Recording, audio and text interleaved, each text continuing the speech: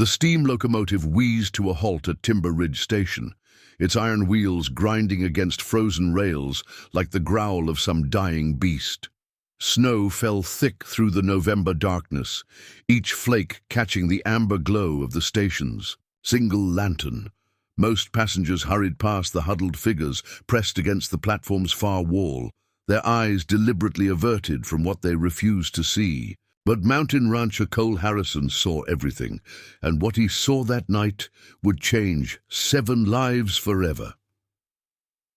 Before we jump back in, tell us where you're tuning in from.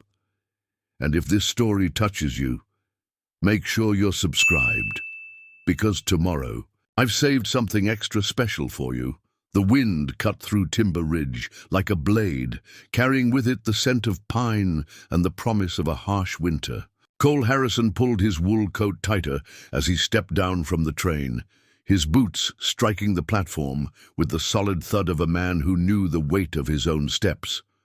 At 34, his frame carried the strength of someone who had wrestled steers and split timber since boyhood, yet his grey eyes held a gentleness that seemed at odds with his weathered hands. The train had been delayed 3 hours due to snow blocking the tracks higher up the mountain, and most passengers grumbled as they collected their belongings. Cole moved with practiced patience, having learned long ago that mountains kept their own time. He reached for his leather satchel when movement in his peripheral vision made him pause. Against the station's far wall, partially hidden in shadows, cast by stacked freight boxes, 6 figures sat pressed together like birds seeking shelter from a storm. Their dark hair caught what little light filtered through the falling snow, and their clothes hung loose on frames that spoke of hunger and hardship. The eldest appeared to be perhaps 25, her arm wrapped protectively around a girl who, it couldn't have been more than 14. Between them, 4 others huddled close, their ages spanning what looked like a carefully preserved family chain. Cole's breath formed clouds in the frigid air as he watched other passengers hurry past without so much as a glance. The station master, a thin man named Garrett Webb, emerged from his office with a scowl already etched across his face. His voice carried sharp through the night air. "I told you girls before, you can't stay here. This ain't no charity house. You got tickets, or you move along." Webb's words dripped with the casual cruelty of a man who had grown comfortable turning away the desperate. The eldest sister stood slowly, her movements careful and deliberate. Even in the dim light, Cole could see the dignity she fought to maintain despite her circumstances. Her voice, when it came, was steady, but worn thin with exhaustion. "Please, sir, we have nowhere else to go tonight. The next train doesn't come. Until morning, we'll pay you what we can." She reached into a threadbare cloth bag and withdrew a handful of coins that caught the lantern light. Even from a distance, Cole could see it wasn't nearly enough. Webb snorted, dismissing the offer with a wave of his hand. "That wouldn't buy you a cup of coffee, let alone shelter. I got rules to follow. Now move along before I call the sheriff." Cole found himself walking forward before his mind had fully decided to intervene.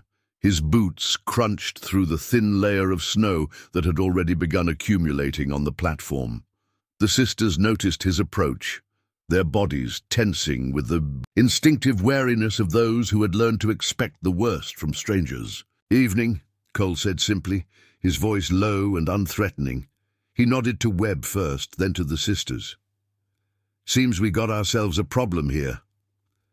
Webb's eyes narrowed with suspicion. "No problem, Harrison. Just some vagrants who need to move. Along. Nothing that concerns you." Cole's gaze swept over the 6 women, taking in details that painted a clearer picture with each passing moment. Their clothes, while worn, had been mended with careful hands. Their hair was clean despite their obvious hardships. The way they sat together spoke of family bonds stronger than blood, and the protective positioning of the older sisters around the younger ones told him everything he needed to know about their character. "Where you ladies headed?" Cole asked, directing his question to the eldest sister. She hesitated, her dark eyes studying his face in the lantern light. When she spoke, her words carried the careful precision of someone choosing each syllable with care. "We were traveling to find work, sir. Our train tickets only brought us this far." "Work doing what?" Cole's tone remained gentle, genuinely curious, rather than interrogating. "Cooking, cleaning, mending clothes, whatever honest work we can find." Her chin lifted slightly as she spoke, a gesture that reminded Cole of his own mother's stubbornness in the face of hardship. The youngest sister, her face pale with cold and exhaustion, swayed slightly where she sat. One of the middle sisters, Cole, guessed she was about 18, immediately steadied her with practiced ease. The small gesture spoke volumes about how long they had been caring for each other. Webb stepped between Cole and the sisters, his voice rising with irritation. "Look, Harrison, I appreciate your Christian concern, but I got a business to run. These people can't stay here, and that's final." Cole looked past Webb to the sisters, noting how they had begun to gather their meager belongings with the resigned efficiency of people who had been moved along many times before. The sight stirred something deep in his chest, a familiar ache he recognized from his own childhood memories of uncertainty and hunger. "What are your names?" he asked, ignoring Webb's increasingly agitated huffing. The eldest sister glanced at her companions, receiving subtle nods of encouragement. "I'm Sarah Blackhorse," she said. "These are my sisters, Margaret, Ruth, Rebecca, Grace, and Hope." She indicated each in turn, and Cole noticed how their names carried the weight of someone's prayers for better futures. "Sarah," Cole repeated, tasting the name like something important. "I'm Cole Harrison. I run cattle up on Morrison Ridge, about 10 miles from here." He paused, studying their faces in the flickering lantern light. "You ladies ever worked on a ranch before?" Sarah's eyes widened slightly, though she fought to keep hope from her voice. "We've worked farms, sir. We know animals, know hard work. We don't ask for charity, just a fair chance to earn our keep." Webb threw up his hands in exasperation. "Harrison, you can't be serious. Taking in 6 strangers. You don't know nothing about these people." Cole turned to face Webb fully, his height suddenly seeming more pronounced. When he spoke, his voice carried the quiet authority of a man accustomed to being heard the first time. "I know they're cold, hungry, and got nowhere else to go. I know they're traveling together, which means they look after each other. And I know you're about to throw them out into a snowstorm." The station fell quiet except for the whistle of wind through the eaves and the distant rumble of the departing train. Snow continued to fall, already beginning to accumulate on the sisters' hair and shoulders. Cole watched as Hope, the youngest, pressed closer to Grace for warmth, her small frame shivering despite the layers of thin clothing. "My ranch needs help," Cole continued, his words measured and clear. "Winter's coming hard, and I got more work than one man can handle. You ladies want to earn your keep. I got beds, food, and wages for honest work." Sarah's composure cracked.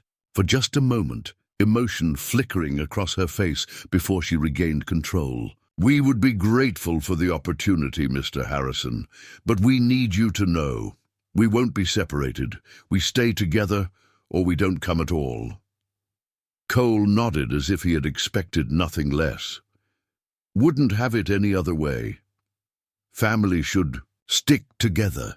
Webb stepped forward, his voice dropping to what he probably thought was a confidential whisper, but carried clearly in the cold air. "Harrison, you're making a mistake. These are Indian girls. You know what people will say. You know the talk that'll start." Cole's eyes hardened, frost seeming to settle in their grey depths. "I know I don't much care what people say, Webb, and I know these ladies need help, and I need workers. Seems like a practical arrangement to me." He turned back to the sisters, who had been listening to the exchange with growing tension. "I got a wagon waiting at the livery. If you're willing, we can head up to the ranch tonight. Get you someplace warm, get some food in you." Margaret, who appeared to be the second eldest, spoke for the first time. What kind of work exactly, Mr. Harrison? Cooking, cleaning, mending like you mentioned. Also helping with the livestock, feeding, milking, gathering eggs, garden work come spring. It's honest work and I pay fair wages. Cole paused, studying their faces. I won't lie to you, it's hard country up there. Winters are long and cold, but it's peaceful and you'd be safe. The word safe seemed to resonate among the sisters. Cole watched as they exchanged glances, having what appeared to be an entire conversation through looks alone. Finally, Sarah nodded. We accept your offer, Mr. Harrison. When do we start? Soon as we get to the ranch, Cole replied.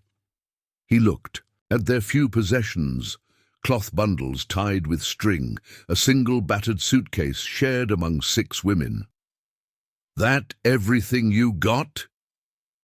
Yes, sir, Sarah answered without shame or apology. Cole nodded, already calculating what they would need. We'll get you proper winter clothes tomorrow. Tonight, let's just get you fed and warm. As the sisters gathered their belongings, Webb shook his head in disgust. You're a fool, Harrison. Mark my words, you'll regret this before winter's out. Cole ignored him, instead helping Hope to her feet when she stumbled slightly. The girl looked up at him with eyes that seemed far too old for her young face, and he saw in them the same wary hope he had once carried himself. Thank you, she whispered, her voice barely audible above the wind. Thank me when you've got warm. Food in your belly and a roof over your head, Cole replied gently. As they walked toward the livery stable, snow crunching beneath their feet, Cole found himself wondering what circumstances had brought 6 sisters to that cold platform with nothing but each other and the clothes on their backs. But those were questions for another time.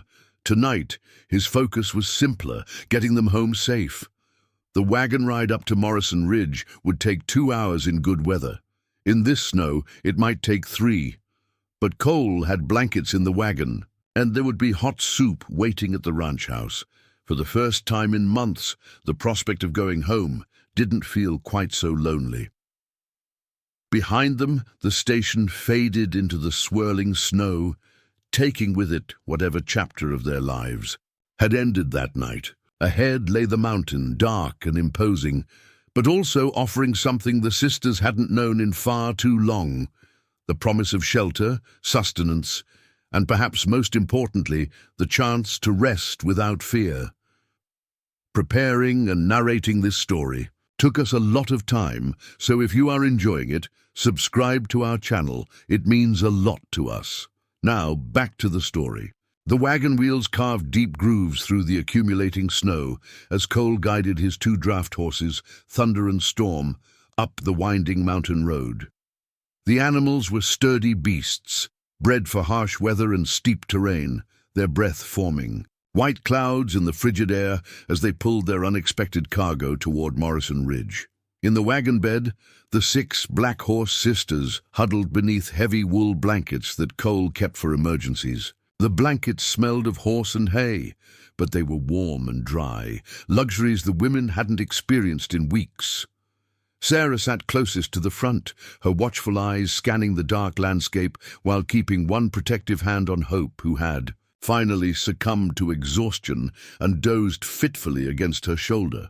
Cole had been quiet since leaving Timber Ridge, focusing on navigating the treacherous road that became increasingly dangerous with each inch of fresh snowfall. But he was acutely aware of his passengers, noting how they unconsciously arranged themselves for mutual protection even in sleep. How Margaret kept checking on the younger ones despite her own obvious fatigue. How none of them complained despite the brutal cold. "Mr. Harrison!" Sarah's voice cut through the wind, steady despite the chattering of her teeth. "How much farther?" "About an hour yet," Cole replied, his voice raised to carry over the storm.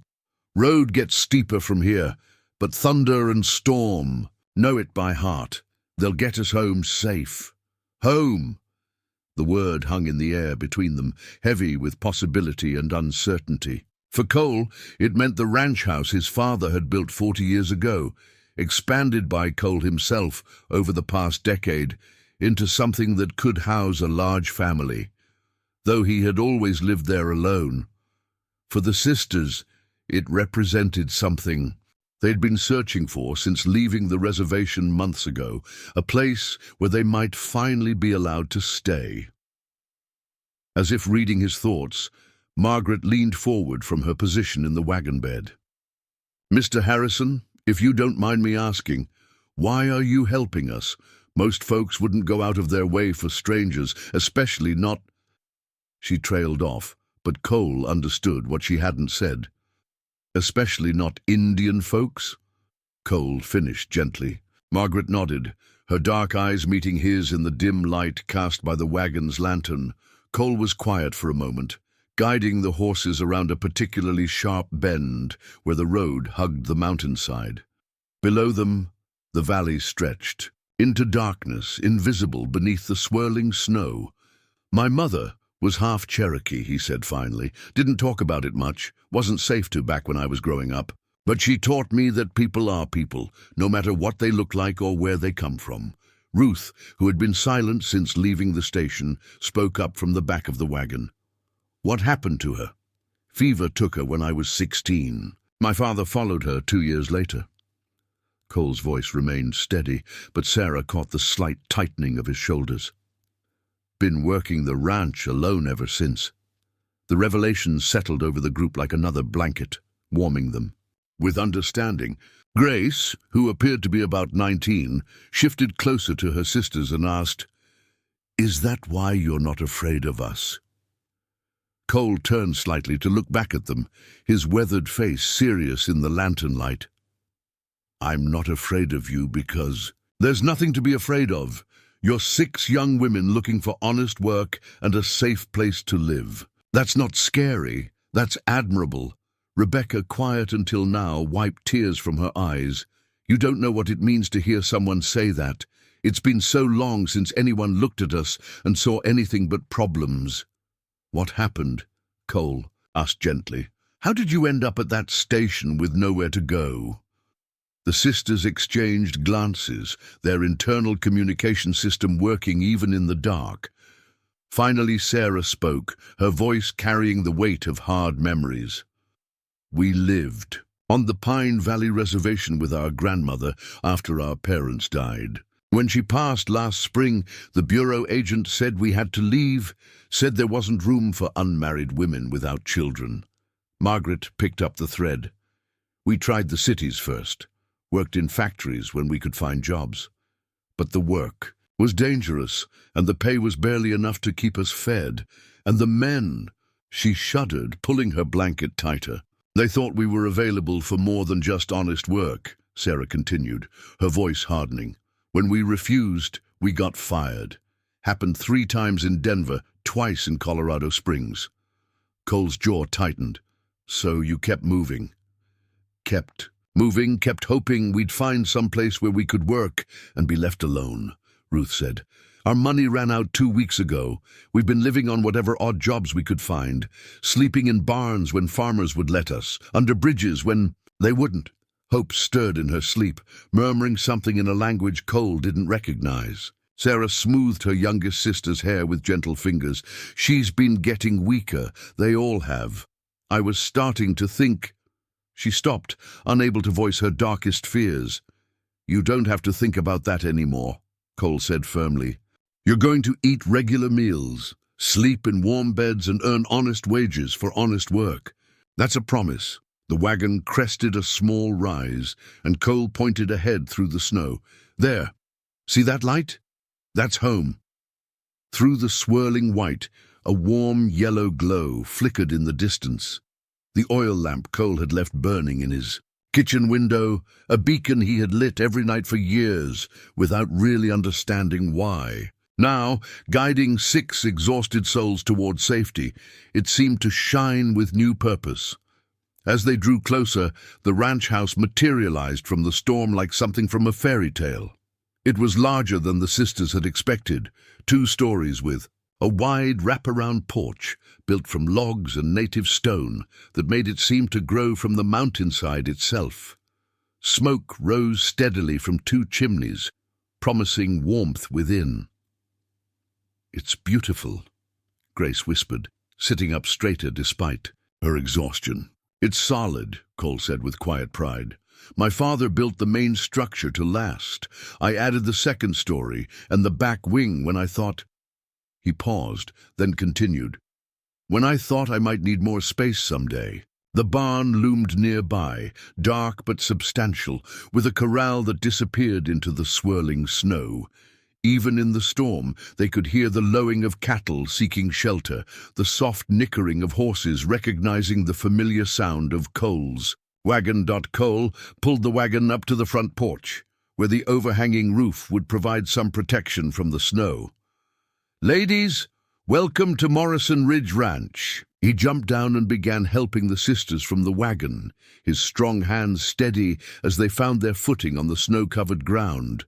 Their legs were stiff from the cold ride, and Hope nearly stumbled before Margaret caught her arm. Easy, Cole said, sweeping the youngest sister up in his arms despite her startled protest. No sense in anyone falling and getting hurt now that we're home. The word again, home, and this time it carried a different weight. As Cole carried Hope toward the front door, the other sisters following close behind with their meager belongings, it began to feel less like a destination and more like a belonging. Cole pushed open the heavy wooden door, and warmth rushed out to embrace them. Like a living thing, the interior of the ranch house was even more welcoming than its exterior had promised. A large stone fireplace dominated one wall, flames dancing cheerfully within it. Comfortable furniture, clearly chosen for durability rather than fashion, was arranged to make the most of the fire's warmth. The walls were lined with bookshelves, and everywhere there were signs of a man who lived deliberately and took care of what was his. Sit anywhere you like, Cole said, setting Hope gently on the sofa closest to the fire. I'll get some soup, heating, and show you where you'll be staying. But the sisters remained standing, looking around with wonder. After months of sleeping rough, uncertain about their next meal or safe shelter, the simple comfort of the ranch house seemed almost too good to be true. Mr. Harrison, Sarah said carefully, we need to understand the arrangement. What exactly do you expect from us? What are the terms of our employment? Cole paused in the act of stoking the fire, understanding the wariness behind her questions. Fair wages for fair work, room and board included. You'll have your privacy, your dignity, and my protection if anyone gives you trouble. He met each of their eyes in turn. And before you ask, I expect nothing from you except honest work, nothing else, ever. The relief that washed over their faces was almost painful to witness. Rebecca actually swayed on her feet, overwhelmed by the promise of safety they had been seeking for so long. There's 6 bedrooms upstairs, Cole continued, standing and dusting off his hands. You can each have your own, or share if you prefer. There's a washroom up there too, with hot water from the kitchen stove. Tomorrow, we'll get you proper clothes and boots for mountain work. Margaret found her voice first. We don't have money for clothes, Mr. Harrison. We can work it off, but it might take... No debt, Cole interrupted gently but firmly. You'll need proper gear to do the job, so proper gear is part of the job. Same as I'd provide tools for any other worker. As if to emphasize his point, the wind howled around the house, rattling the windows and reminding them all of the brutal conditions outside. Inside, however, the fire crackled warmly. The oil lamps cast golden light on the worn wooden floors, and for the first time in months, the Black Horse sisters began to believe they might have found sanctuary. Hope, finally warming up enough to speak clearly, looked up at Cole with eyes that held both gratitude and lingering fear. Mr. Harrison, are you sure we can stay? We won't cause you any trouble, I promise. Cole knelt down beside the sofa, bringing himself to her eye level. You're not trouble, Hope. Not any of you. You're help that I need, and I'm shelter that you need. Sometimes that's how the world works out for the best. As he spoke, the aroma of beef stew began to fill the room, from the pot he had left simmering on the kitchen stove. It was a scent that spoke of nourishment, of care, of someone expecting to feed more than just himself. The sisters breathed it, in like perfume, their stomachs responding with audible reminders of their hunger. Outside, the storm raged on, sealing them in together for the night. But inside Morrison Ridge Ranch, 6 exhausted souls finally allowed themselves to stop running, stop looking over their shoulders, stop wondering where their next meal would come from. For the first time in months, they were home. Dawn came slowly to Morrison Ridge, filtered through heavy clouds that still dropped occasional snowflakes onto the already pristine landscape. Inside the ranch house, Sarah Blackhorse woke to something she hadn't experienced in months: silence. Not the silence of danger, the kind where you held your breath and listened for footsteps or angry voices, but the deep, peaceful quiet of safety.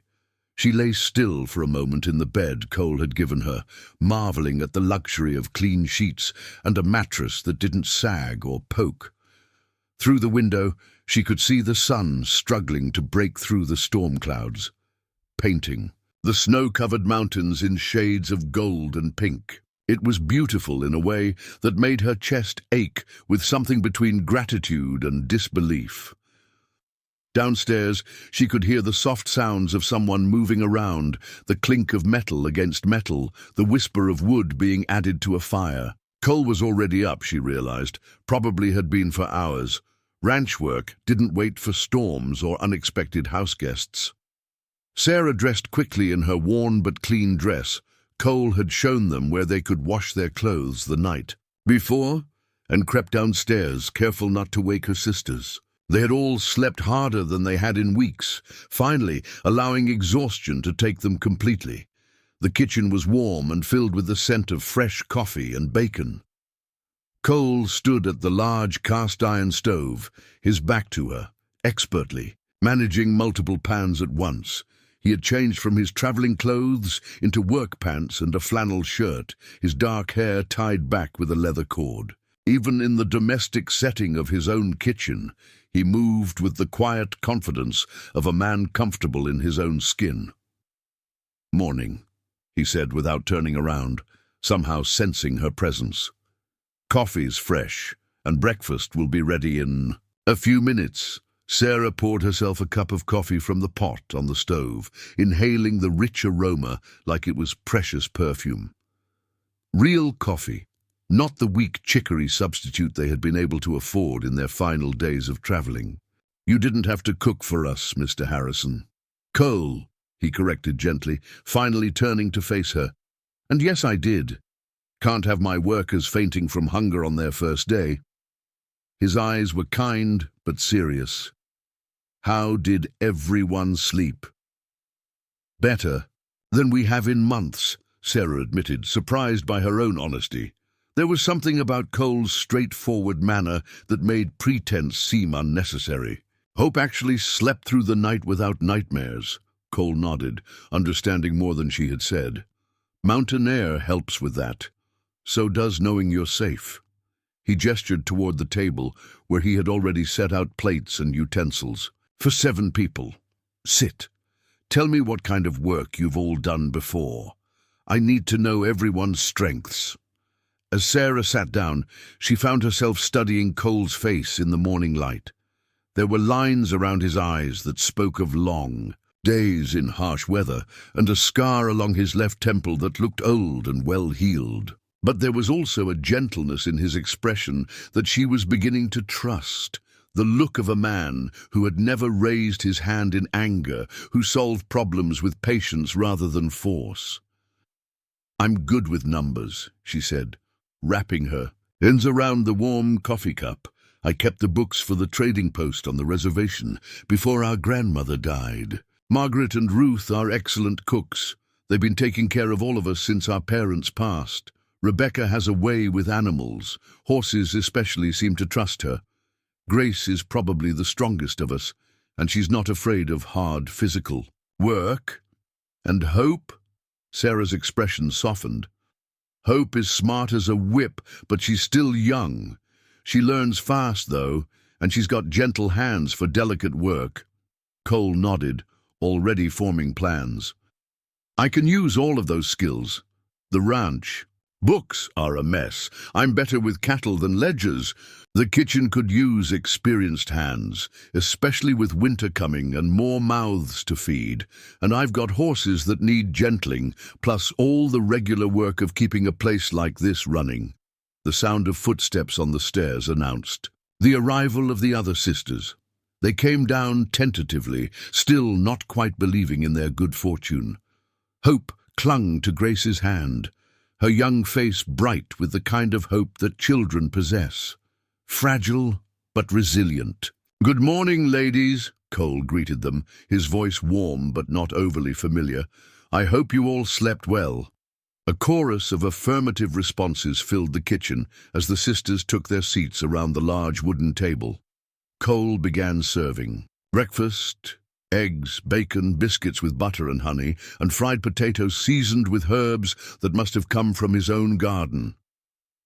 It was more food than they had seen in weeks, and Sarah had to remind herself and her sisters to eat slowly, to not let their hunger show too obviously, but Cole seemed to understand. He kept the conversation light, pointing out the window to show them the layout of the ranch buildings, explaining how the work was organized, giving them time to eat without feeling watched or judged. "After breakfast, I'll show you around the place," he said, refilling coffee cups without being asked. "Get you familiar with where everything is, then we can talk about specific jobs and schedules." Margaret, who had been quietly observing, finally spoke up. "Mr. Harrison, Cole, we need you to know that we're not charity cases. We pull our weight, and we don't expect special treatment." Cole paused with the coffee pot in his hand, meeting her eyes directly. "Margaret, I've been running this ranch alone for 16 years. I know the difference between charity and necessity. I wouldn't have offered you work if I didn't need the help." His matter-of-fact tone seemed to satisfy her, and Sarah felt a knot of tension she hadn't realized she was carrying begin to loosen in her chest. This wasn't pity. It was business, fair and honest. After breakfast, Cole led them on a tour of the ranch. The storm had passed, leaving the world transformed under a blanket of pristine white snow. The air was sharp and clean, so different from the smoky, crowded cities they had fled.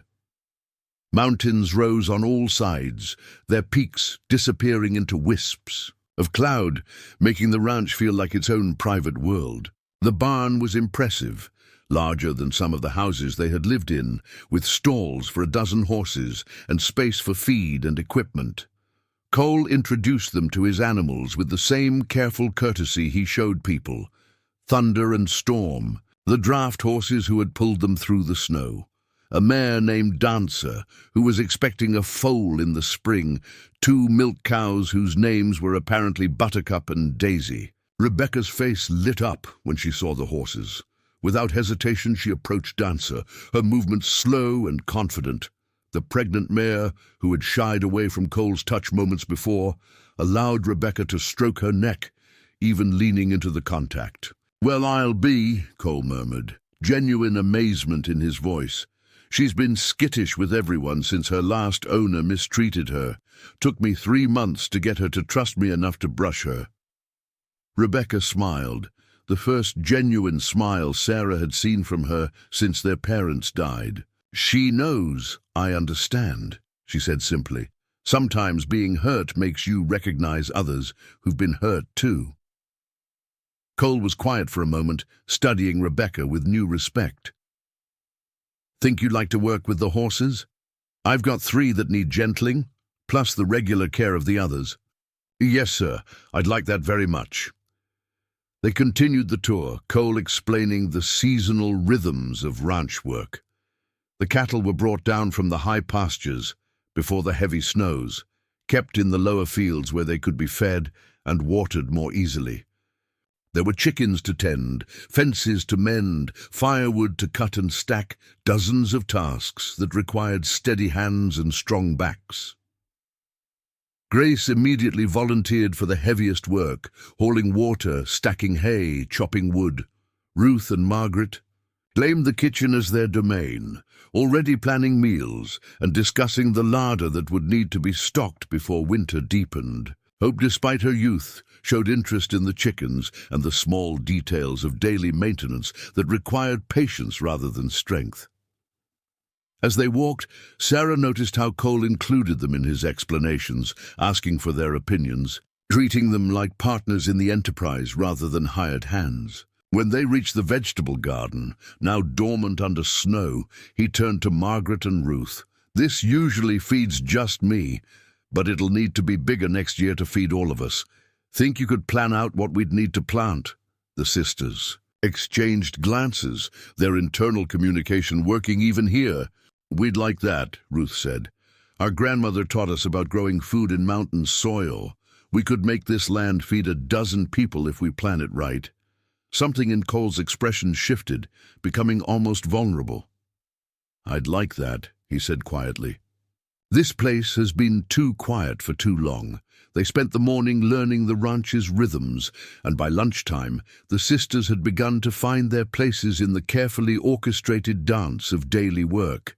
There was something deeply satisfying about having roles to fill, purposes that mattered, work that contributed to something larger than mere survival. Over a simple meal of soup and bread, Cole outlined the practical arrangements. Wages would be fair, but not lavish, enough to save money and buy personal necessities. Sundays would be free unless there were emergencies. Winter would be the hardest. Time, but also when they would have more opportunity to pursue other interests, reading, sewing, planning for spring. "One more thing," Cole said as they finished eating. "There's a town about 15 miles down the mountain, Cedar Falls, bigger than Timber Ridge, with proper stores and a church if you're so inclined. Come spring, when the road's clear, you can go there whenever you need to. But I should warn you," he paused, choosing his words carefully. "Some folks might not be welcoming," Sarah finished for him. Cole nodded grimly. "Small town, small minds. Not everyone, but enough to make things uncomfortable sometimes. If you run into trouble, you come straight back here. This ranch is your home now, and I protect what's mine." The words sent a warm feeling through Sarah's chest. Not possession, protection. The difference was everything. That afternoon, they began their first day of real work. Sarah settled at Cole's desk with his account books, shocked at the chaos of his record-keeping, but pleased to have a challenge that used her mind. Margaret and Ruth took over the kitchen completely, planning menus and organizing supplies with military precision. Rebecca disappeared into the barn with the horses, her soft voice carrying through the walls as she talked to the animals in soothing tones.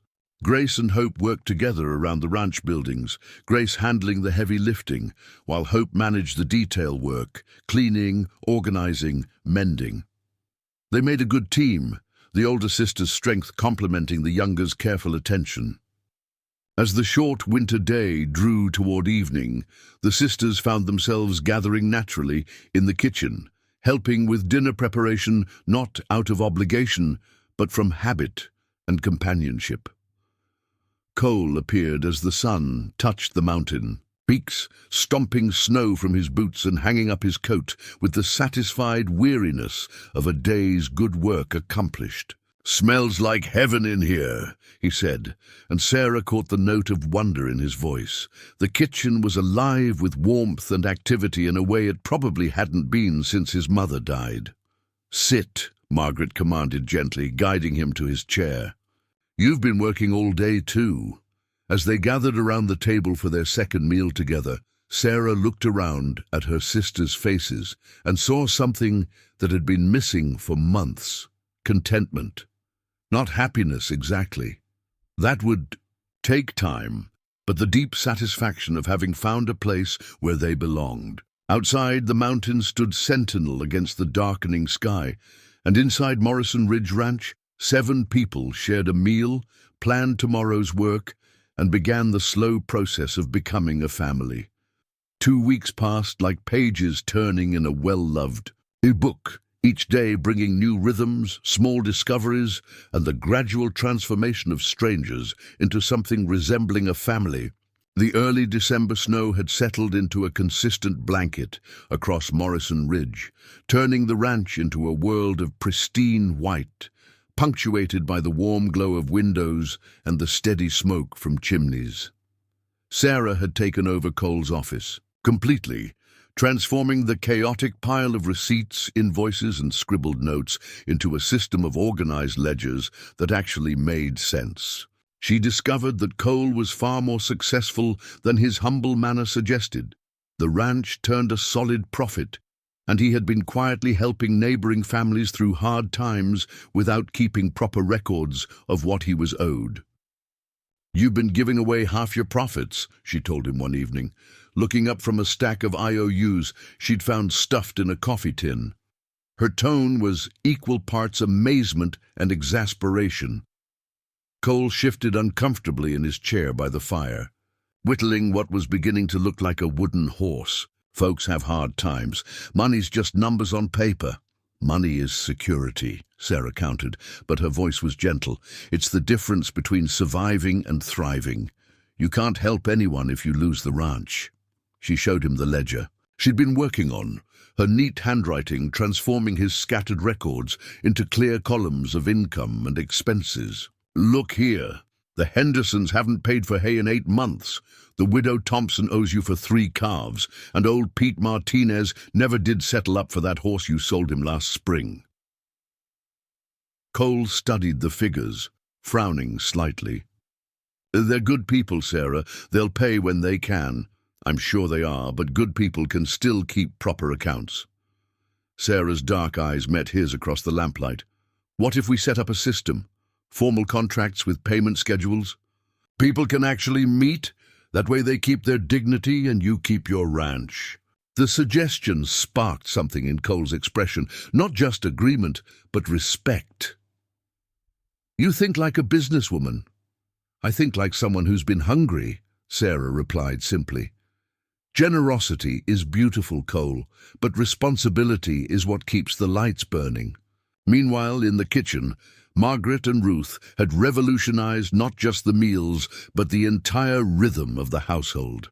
The pantry, once sparsely stocked with bachelor basics, now brimmed with preserved vegetables, smoked meats, fresh bread, and herbs they'd found ways to keep growing even in winter. Ruth had discovered Cole's root cellar and nearly wept at the potential she saw there. Rows of empty shelves that could hold enough preserved food to feed a dozen people through the harshest winter.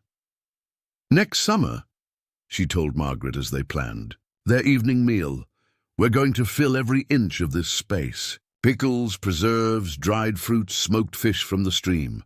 Margaret nodded, kneading bread dough with practiced efficiency. "And we'll expand that garden by half.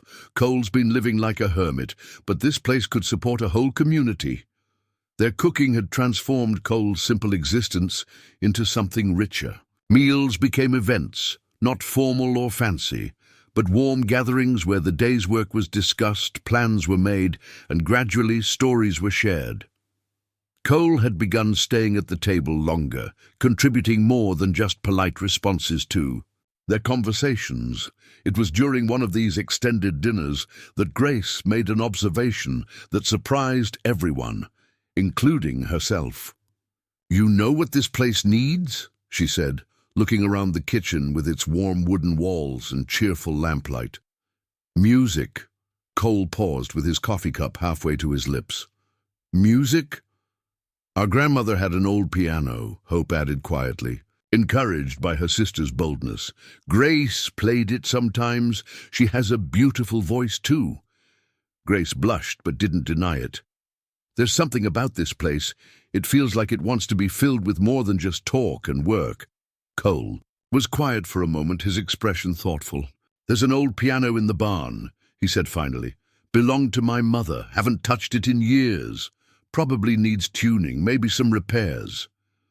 The sisters exchanged excited glances. Could we bring it inside?" Grace asked hesitantly. "Don't see why not. Been wasting away out there anyway." The piano project became the family's first collaborative effort outside of daily work. Cole and Grace spent 2 days carefully moving the instrument from the barn to the main room, where it fit perfectly between the fireplace and the large window that looked out over the mountains. Ruth and Margaret cleaned and polished the wood until it gleamed like honey. Sarah contributed by researching piano tuners in Cedar Falls, while Rebecca somehow coaxed one of the ranch cats, a battle-scarred Tom named General, to stop using the piano bench as a scratching post. But it was Hope who made the real discovery. While exploring the piano bench, she found sheet music carefully preserved between layers of oiled cloth. Songs Cole's mother had played, pieces that hadn't filled the ranch house with melody for nearly 20 years. "She would have liked you," Cole said quietly, watching Hope spread the yellowed sheets across the kitchen table. "She always said music was what made a house into a home." That evening, after Grace had spent an hour coaxing recognizable sounds from the neglected piano, they gathered in the main room for their first real family evening. The fire crackled in the hearth, oil lamps cast golden circles of light, and Grace's tentative melody, a simple folk song about finding shelter from storms, filled the spaces between the rafters that had been silent for too long. Even Rebecca, usually more comfortable with animals than people, found herself humming along. Cole sat in his father's old chair, the wooden horse he'd been carving now clearly recognizable in his hands, and for the first time since his parents' death, Morrison Ridge Ranch felt truly alive. But not all of their settling-in period was peaceful. The first real test came when Hope fell ill with a fever that spiked frighteningly high in the middle of their 3rd week. Sarah woke to find her youngest sister burning with heat, delirious, and calling for their dead parents. "We need a doctor," Margaret said, her voice tight with controlled panic as she pressed cool cloths to Hope's forehead. "Nearest doctor is in Cedar Falls," Cole replied, already reaching for his coat. "Roads might be bad, but I can make it." "No." The voice was Rebecca's, quiet but firm. "The roads are too dangerous in this weather, and it'll take hours, even if you don't get stuck. I know what to do." She had learned healing from their grandmother, she explained, not the mystical kind that made white folks nervous, but practical, knowledge of herbs and remedies that had been keeping people alive in harsh places for generations. Cole's mountain property, she realized, was rich with natural medicines if you knew where to look and how to prepare them. "Willow bark for the fever," she said, already gathering supplies. "There's a stand of them down by the creek, and we'll need pine needle tea for her chest. I can hear the congestion starting." Sarah wanted to protest, wanted the certainty of modern medicine, but looking at Hope's flushed face and labored breathing, she realized they had little choice. "What do you need us to do?" Rebecca organized them like a general deploying troops. Cole and Grace went to gather bark and pine boughs, despite the bitter cold. Margaret boiled water and prepared broths. Ruth organized the sick room, making sure Hope had clean linens and proper ventilation. Sarah kept careful watch on Hope's temperature and breathing, noting every change. For 2 days, they battled the fever together. Rebecca prepared medicines. With the same careful attention she gave to gentling horses. Patient, methodical, confident. Cole deferred to her expertise without question, following her instructions about gathering specific plants and preparing them according to her grandmother's teachings. The crisis broke on the 3rd night. Hope's fever shattered like glass, sweat pouring from her small body as her temperature plummeted to normal. She woke asking for water and complaining that she was hungry, the most beautiful words any of them had heard in days. "You did it," Sarah whispered to Rebecca, tears streaming down her cheeks. "You saved her." Rebecca shook her head, exhaustion clear in every line of her body. "We all did it. Family takes care of family." But Cole had seen something more in Rebecca's quiet competence, something that gave him an idea. "Rebecca," he said.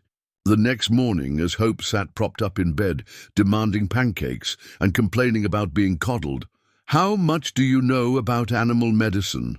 Her eyes lit up with understanding. Grandmother taught me that healing is healing, whether it's people or animals. The principles are the same. The vet from Cedar Falls charges a fortune and can't always make it up the mountain in bad weather. Cole explained. If you're willing to learn more about livestock medicine, expand what your grandmother taught you. Well, this ranch could use its own healer. It was more than just a job offer. It was recognition of Rebecca's unique gifts, validation of knowledge that white society often dismissed as primitive superstition. Rebecca's acceptance was immediate and wholehearted. The illness had served as a crucible, burning away the last vestiges of politeness and formality between them. They had seen each other in crisis, had worked together to save one of their own, and emerged not as employer and employees, but as something deeper. It was Sarah who put it into words as they gathered for dinner a week later, Hope fully recovered and chattering about the kittens that had been born in the barn. "We're not just working together anymore," she said, looking around the table at faces illuminated by lamplight and marked by shared purpose. "We're building something together." Cole nodded slowly, understanding the weight of what she was saying. "Question is, what exactly are we building?" "A life," Hope said simply, with the clarity that sometimes comes from the mouths of children. "We're building a life that's big enough for all of us." Outside, the December wind howled around the ranch house, but inside, 7 people who had started as strangers continued the delicate work of becoming family. The piano sat silent in the corner, waiting for evening songs. Account books lay neatly, stacked, recording not just profits and expenses, but the careful building of security. In the barn, Rebecca's gentle voice could be heard talking to a mare in labor, while the kitchen filled with the aroma of bread rising and stew simmering. Morrison Ridge Ranch was transforming from a lonely outpost into something warmer, more complex, more filled with purpose than it had ever been. And as the year turned toward the deep cold of high mountain winter, the people within its walls settled more deeply into the rhythm of shared work, shared meals, and shared hopes for the future. The hardest tests, however, were still to come. Trouble began with a letter that arrived on a crisp January morning, carried up the mountain by Tom Fletcher, the mail carrier who serviced the remote ranches when weather permitted. Cole had been splitting firewood behind the house when he heard the jingle of harness bells announcing Tom's arrival, and he walked around front to find the grizzled postman warming his hands over the steaming breath of his horse. "Morning, Cole," Tom called out, but his usual jovial manner seemed strained. "Got some mail for you, and I'm afraid it might not be the kind you want to receive." Cole accepted the small bundle of letters, noticing immediately that one bore the official seal of Cedar Falls Township. His jaw tightened slightly. Government correspondence rarely brought good news to mountain folks who preferred to handle their own affairs. "Anything I should know about, Tom?" Cole asked, though he was already pretty sure he knew what this was about. Tom glanced toward the house, where the sound of women's voices could be heard through the windows, Ruth calling to Hope about something, Margaret's laughter mixing with the melody Grace was picking out on the piano. "There's been talk in town, Cole. Some folks got questions about your household arrangements." "What kind of questions?" "The kind that come from people with too much time and not enough sense," Tom said bluntly.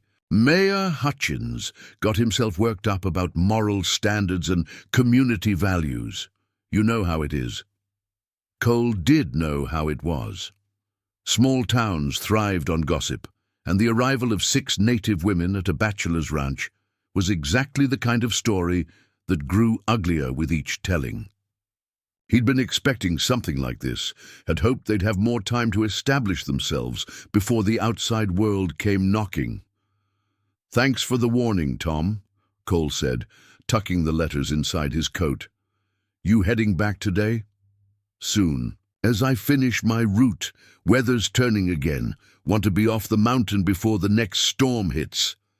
Tom hesitated, then added, Cole, for what it's worth, I've known you since you were knee-high to a grasshopper. Whatever you're doing up here, I figure it's your business and nobody else's." After Tom left, Cole sat on the front porch despite the cold, staring at the official letter without opening it. He could hear his household going about their morning routines, the sounds of breakfast being prepared, of Sarah organizing papers in his office, of Rebecca talking softly to the horses in the barn. It was the sound of life, of family, of everything he'd never known he wanted until it appeared on his doorstep. The letter, when he finally opened it, was worse than he'd expected, but not entirely surprising. Mayor Hutchins, writing in his capacity as concerned citizen and moral guardian of Cedar Falls Township, demanded Cole's appearance at a town meeting to address serious questions regarding the Christian character and legal propriety of your current living arrangements. The language was formal and pompous, but the threat underneath was clear. Explain yourself or face consequences. The letter hinted at possible charges of corrupting morals, violation of territorial statutes regarding cohabitation, and contributing to public scandal. It was bureaucratic intimidation wrapped in legal terminology, but Cole had lived on the frontier long enough to recognize a lynching when he saw one, even when it came dressed up in official paper. Sarah found him still sitting on the porch. 20 minutes later, the letter crumpled in his fist, his face dark with anger and something else, fear, though not for himself. "What is it?" she asked, settling beside him on the wooden bench he'd built against the house wall. Cole handed her the letter without speaking. Sarah read it twice, her expression growing grimmer with each pass through the bureaucratic threats. "When is this meeting?" she asked finally. "Tomorrow evening, 7 o'clock at the town hall. Then we'd better start preparing." Cole turned to look at her, surprised by her calm tone. "Sarah, this isn't your fight. This is about me, about my decisions. You don't have to—" "Cole Harrison," Sarah interrupted, and there was steel in her voice that he'd never heard before. "If you think I'm going to let a bunch of small-minded gossips destroy the first real home my sisters and I have had in years, you don't know me as well as I thought you did." She stood up, smoothing her skirt with hands that trembled slightly, the only sign of the emotion she was keeping carefully controlled. "Besides, this isn't really about you. It's about us, about 6 Native women living freely instead of hiding in shame. They were always going to come after us eventually." That afternoon, Sarah called a family meeting around the kitchen table. Cole explained the situation while Margaret served coffee, and Ruth kept her hands busy kneading bread dough, both sisters using familiar tasks to process the gravity of what they were hearing. "So what do they want exactly?" Grace asked, her voice steady despite the worry in her eyes. "They want us gone," Rebecca said flatly. "They want to go back to pretending people like us don't exist, or if we do exist, that we know our place and stay in it." Hope, now fully recovered from her illness but still pale, looked around the table with wide eyes. "Will we have to leave? Will they make us go?" The question hung in the air like smoke, acrid and choking. Cole started to speak, probably to offer reassurances none of them quite believed, but Sarah held up her hand. "That depends," she said, looking at each of her sisters in turn. "It depends on whether we're willing to fight for this. And it depends on what kind of fight we're prepared to have." "What do you mean?" Margaret asked. Sarah stood up, moving to the window that looked out over the ranch, the buildings they'd helped repair, the animals they'd helped tend, the land that had become truly theirs through sweat and care and gradual love. "I mean, we have a choice. We can pack up and disappear like we've been doing for months, running from place to place until we find somewhere else that might accept us temporarily. Or we can make our stand here.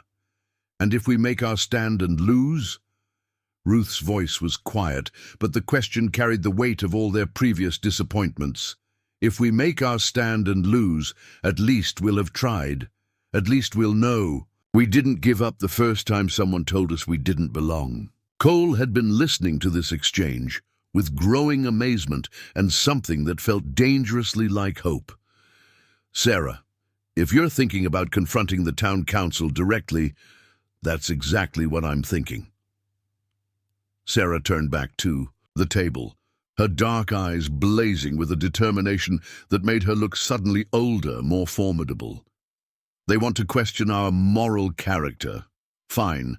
Let them look us in the eye and do it. Let them explain to our faces why 6 women working honest jobs and living decent lives are somehow a threat to their community values.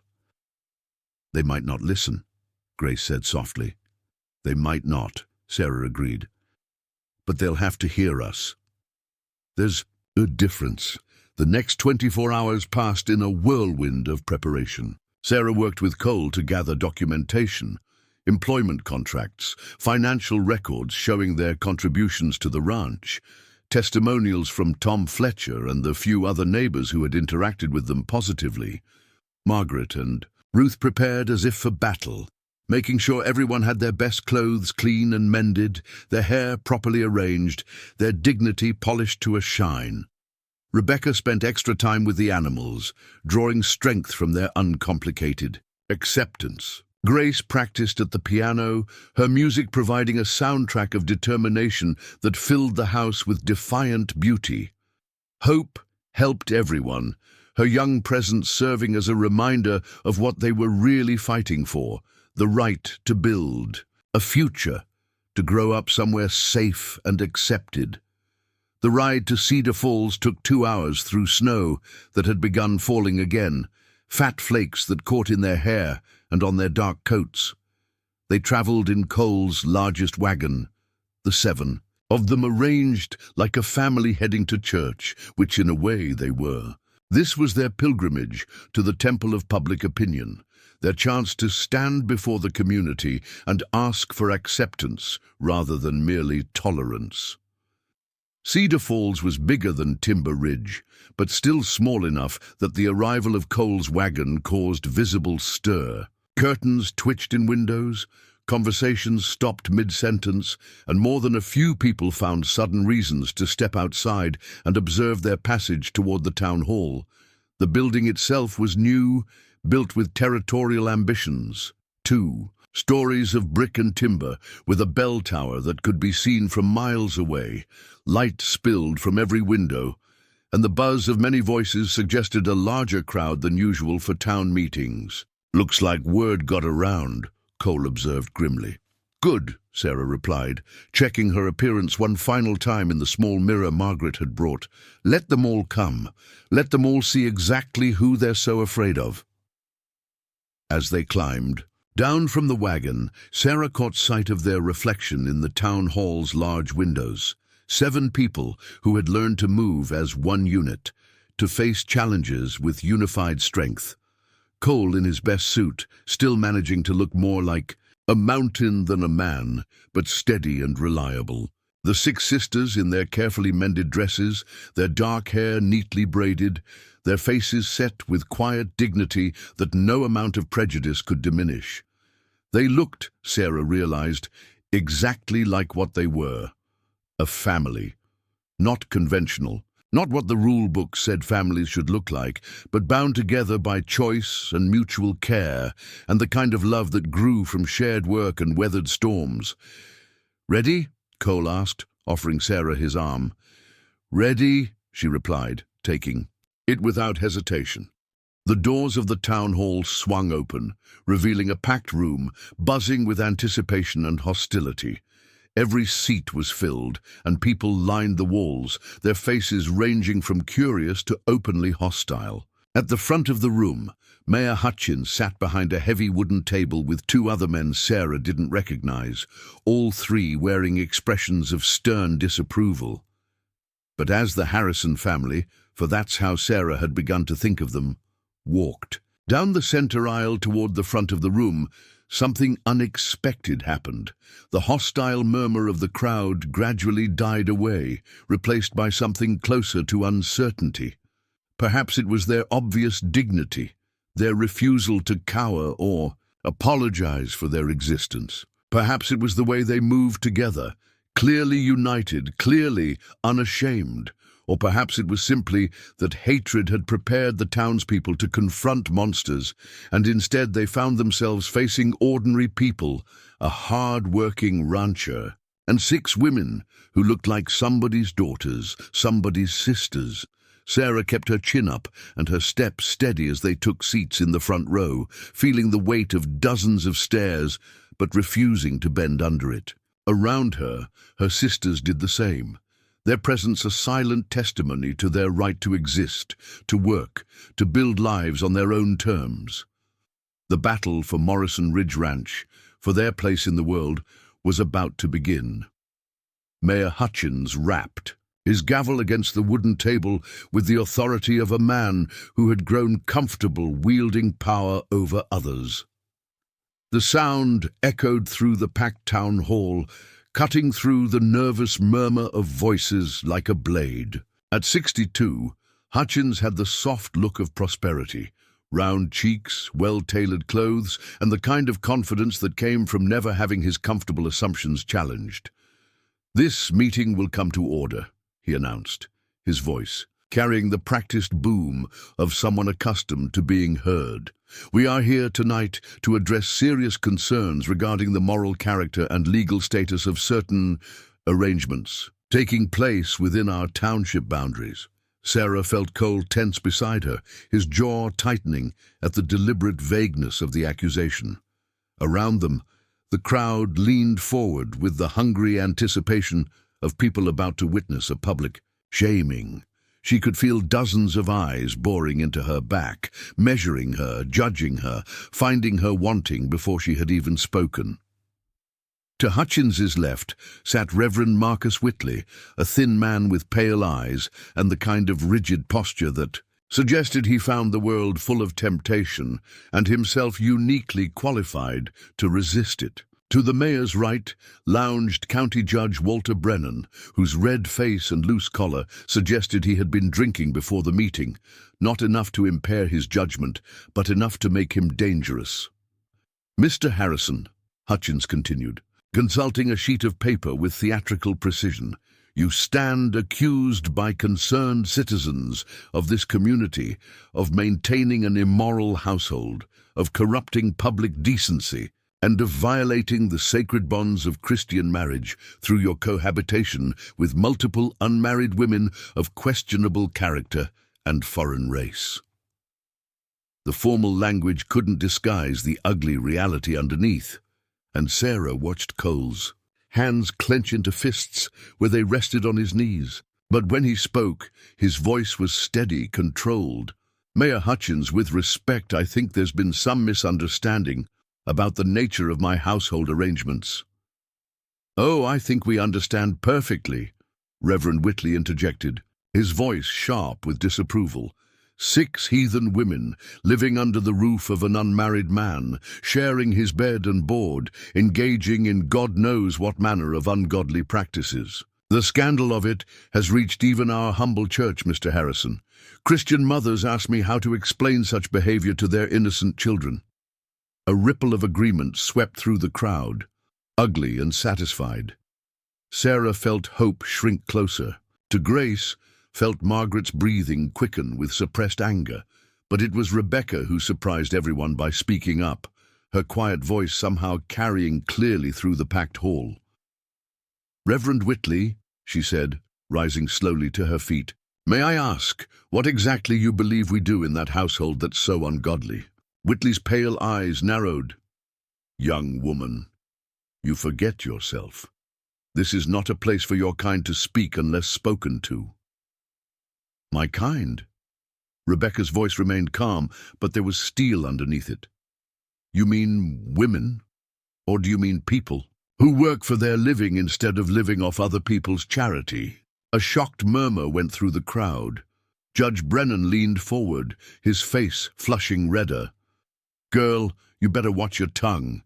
This is a civilized proceeding." "Then let's proceed civilly," Sarah said, standing to join her sister. "The Movement created a ripple effect as Margaret, Ruth, Grace, and Hope also rose, presenting a united front that transformed them from victims into something more formidable. Reverend Whitley asked what we do in our household. Would you like us to tell you? Mayor Hutchins banged his gavel. This is highly irregular. You people are not here to ask questions. We people? Sarah's voice cut through his objection like winter wind. What people are those? Mayor, citizens, taxpayers? Workers contributing to the prosperity of your community? Or are you referring to something else entirely? Cole stood then, his height and broad shoulders suddenly seeming to fill more space than they had moments before. Sarah's right to ask. For clarification, Mayor, these ladies are my employees, legal residents of this township, and they deserve to know exactly what they're being accused of. They're being accused of immoral cohabitation. Judge Brennan slurred slightly. Living in sin with a white man, corrupting the moral fabric of our community, setting a bad example for decent Christian families. Living in sin? Ruth stepped forward, her voice carrying the authority of someone who had raised 5 younger sisters and buried 2 parents. Your Honor, I've been keeping house since I was 12 years old. I can tell you exactly what sin looks like. And it's not cooking. Meals, cleaning floors, and tending sick animals. Margaret nodded, adding her voice to her sister's. We rise before dawn to milk cows and gather eggs. We spend our days preserving food, mending clothes, and preparing for the spring planting. If that's sinful behavior, then I suppose every wife in this territory is bound for hell. A few uncomfortable chuckles arose from the crowd, quickly suppressed. Mayor Hutchins banged his gavel again. The issue is not your work ethic. Then what is the issue? Grace interrupted, her musical voice carrying a note of challenge that had never been there before. Is it that we're women supporting ourselves instead of depending on charity? Is it that we're Native Americans refusing to disappear? Or is it simply that we exist where you can see us? Reverend Whitley stood, his thin frame quivering with righteous indignation. The issue, young woman, is that you live in unmarried intimacy with a man, sharing his roof, his table, his protection without the sanctity of holy matrimony to justify such arrangements. Unmarried intimacy. Hope's voice was smaller than the others, but it carried clearly through the suddenly quiet hall. At 16, she was the youngest person in the room to speak, but her words carried the weight of hard-earned wisdom. Reverend, do you know what intimacy really looks like? The question hung in the air, and Sarah felt a moment of panic. Hope was young, vulnerable, and this crowd could turn vicious in an instant. But her youngest sister continued, her voice growing stronger. Intimacy is my sister Rebecca, sitting up 3 nights straight, nursing a mare through difficult labor, because she couldn't bear to let an animal suffer. Intimacy is Sarah teaching Cole to read his own account books, so he stops giving away money he can't afford to lose. Intimacy is Margaret baking extra bread every week for the widow Thompson down the mountain, because she knows the old woman's too proud to ask for help. Hope paused, looking directly at Reverend Whitley. Intimacy is Grace playing hymns on Cole's mother's piano while we all sing together on Sunday evenings. It's Ruth teaching Cole to preserve vegetables so he won't go hungry next winter. It's Cole sitting beside my bed when I was sick with fever, reading to me from his mother's Bible, until I fell asleep safely. The hall had grown completely quiet. Even Judge Brennan had stopped shuffling his papers and was listening intently. That's intimacy, Reverend, Hope continued, taking care of each other, working together, building something better than what any of us had alone. If that's sin, then I suppose we're all damned, but I'd rather be damned for love than saved for cruelty. The silence that followed was profound, broken only by the sound of snow tapping against the windows and the creak of settling timber. Sarah felt tears threatening and forced them back. This wasn't the time for emotion. This was the time for strategy. "You want to know about our sleeping arrangements?" she asked, her voice cutting through the quiet. "Cole sleeps in his father's room on the ground floor. We 6 sisters share the upstairs bedrooms, 2 to a room by choice, because we've learned to depend on each other for comfort and safety. If you find that arrangement scandalous, I invite any of you to spend a few nights in the places we lived before we found honest work and decent shelter." Margaret stepped forward. "Would you like to know about our work schedules? We rise at 5 every morning. Ruth and I prepare breakfast while the others tend to the animals. Sarah manages the ranch accounts and correspondence. Rebecca handles veterinary care for the livestock. Grace and Hope maintain the household and help with whatever needs doing. We work until sunset, eat dinner together, spend our evenings reading, sewing, or listening to Grace play piano, and we're in bed by 9 o'clock. On Sundays," Ruth added, "we rest, do light chores, and Cole reads to us from scripture or from books of poetry and literature. We discuss what we've read, plan the coming week's work, and write letters to friends we've left behind." Cole found his voice again, stepping slightly forward to rejoin the conversation. "These ladies have increased the productivity of my ranch by 40% in 2 months. They've organized systems I never thought of, improved the health of my livestock, and turned my bachelor hoarding into a proper household that could support twice as many people comfortably." Judge Brennan frowned, his legal mind apparently wrestling with the disconnect between the accusations and the reality being presented. "But the appearance of impropriety—" "Whose impropriety?" Sarah asked sharply. "Mine, for working to support myself and my sisters instead of depending on charity. Cole's, for offering fair wages and decent shelter to people who needed both. Or yours, for assuming that men and women cannot work together, live together, and care for each other without it being sexual." The question struck home, and Sarah could see it in the uncomfortable shifting of bodies throughout the hall, the averted gazes, the sudden interest in boot tops and gloved hands. Reverend Whitley made one last attempt. "The Bible is clear about the proper relationships between men and women." "The Bible is also clear about hospitality to strangers," Cole interrupted, "about caring for orphans and widows, about treating others as you would wish to be treated, and about not bearing false witness against your neighbors." He looked around the hall, meeting eyes that had been avoiding his. "These ladies came to me with nothing but their willingness to work. I offered them employment, shelter, and safety.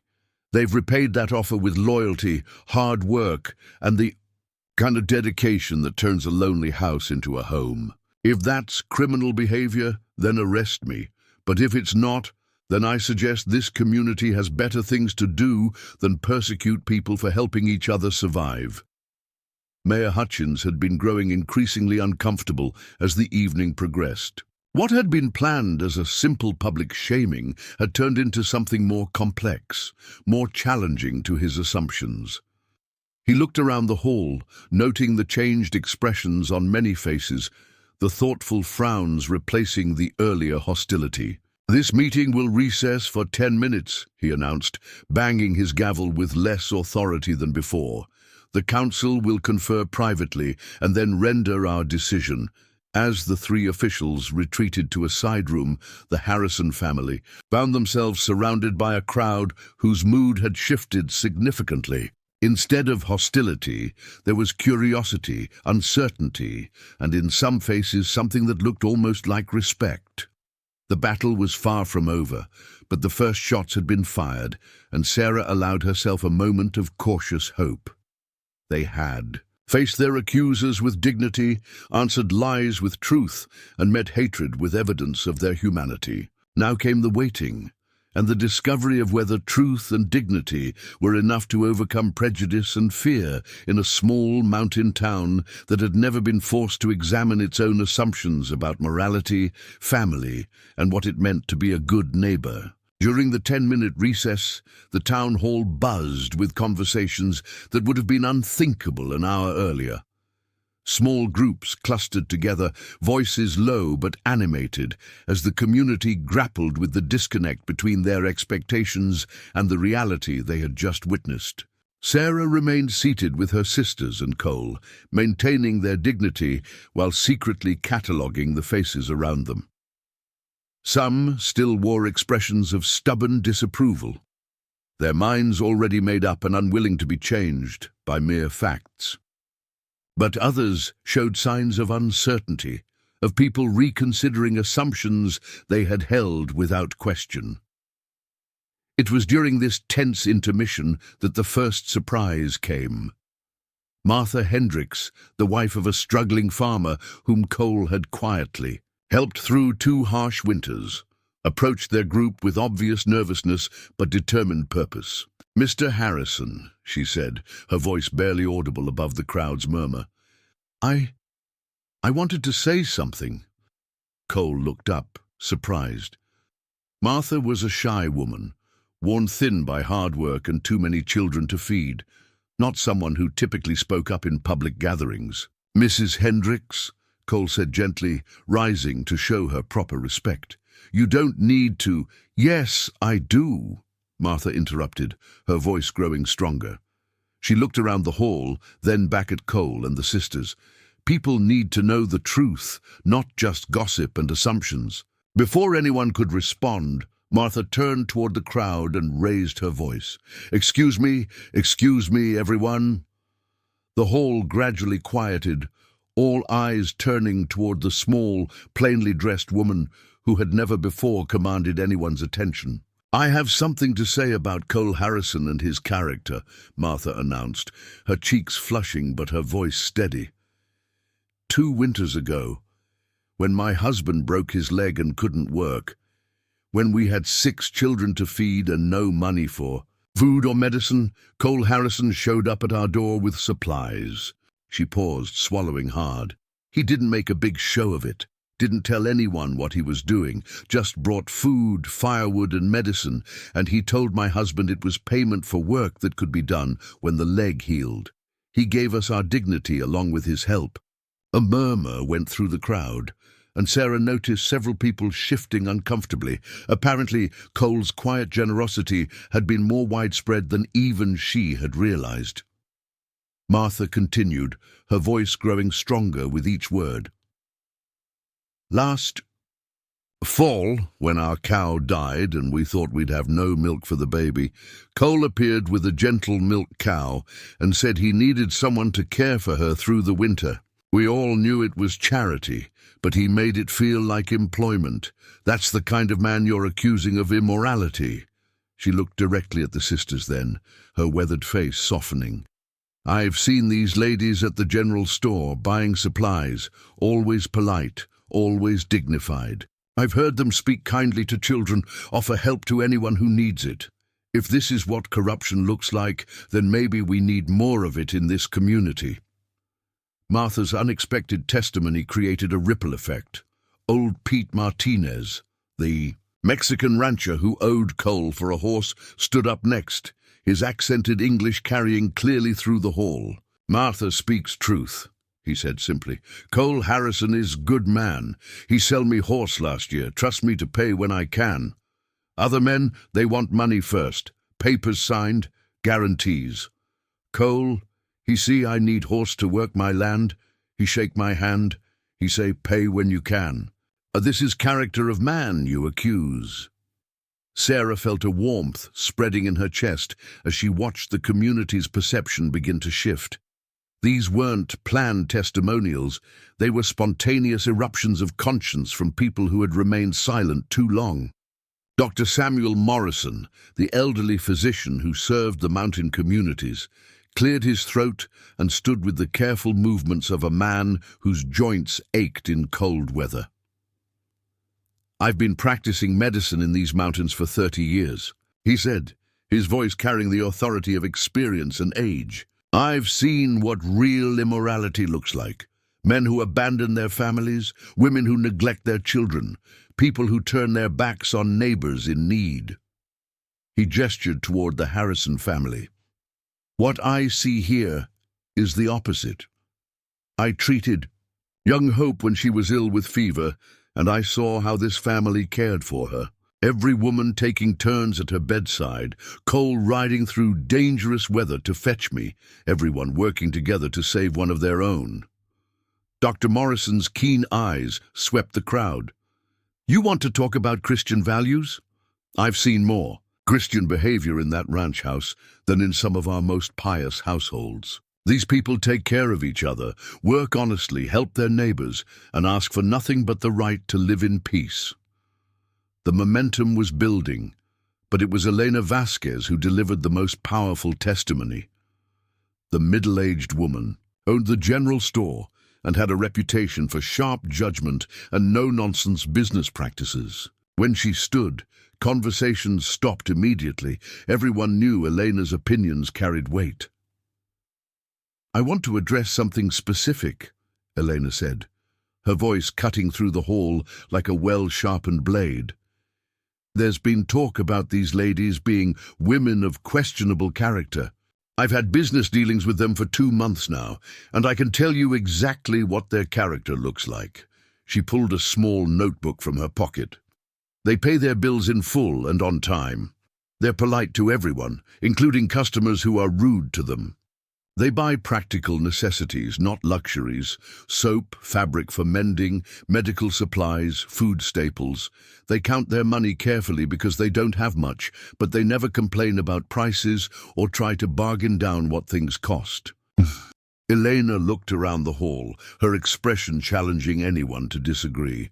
Last week, Hope, the youngest one, found that Mrs. Peterson had dropped her change outside my store. Instead of keeping it, she chased the old woman down to return. Every penny. That's character. That's the kind of people you're trying to run out of town. The tide was turning, and Sarah could see it in the faces around her. What had begun as a lynching was becoming something closer to a community reckoning with its own prejudices and assumptions. It was then that the most unexpected ally of all made himself known. Jacob Ironfeather, a Lakota man in his 50s, who ran a successful trading post on the outskirts of Cedar Falls, had been sitting quietly in the back of the hall. Most of the white community tolerated him because his business was profitable and his behavior was respectable, but they rarely acknowledged his presence in social situations. Now Jacob stood, his weathered face grave, his long grey hair braided with traditional beads that caught the lamplight. The hall fell completely silent. Many of these people had never heard him speak in a public forum. I have listened to much talk tonight about morality and character, Jacob said, his English formal and precise.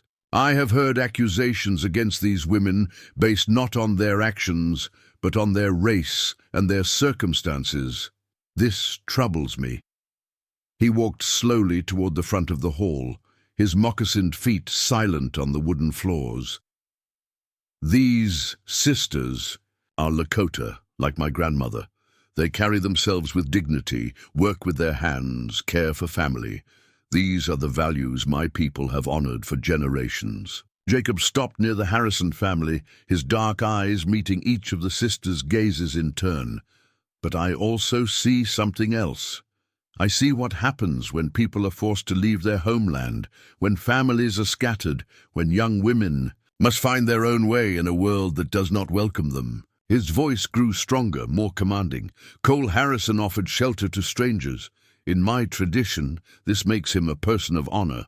These women accepted work instead of charity, built a home instead of taking handouts, created family where none existed before.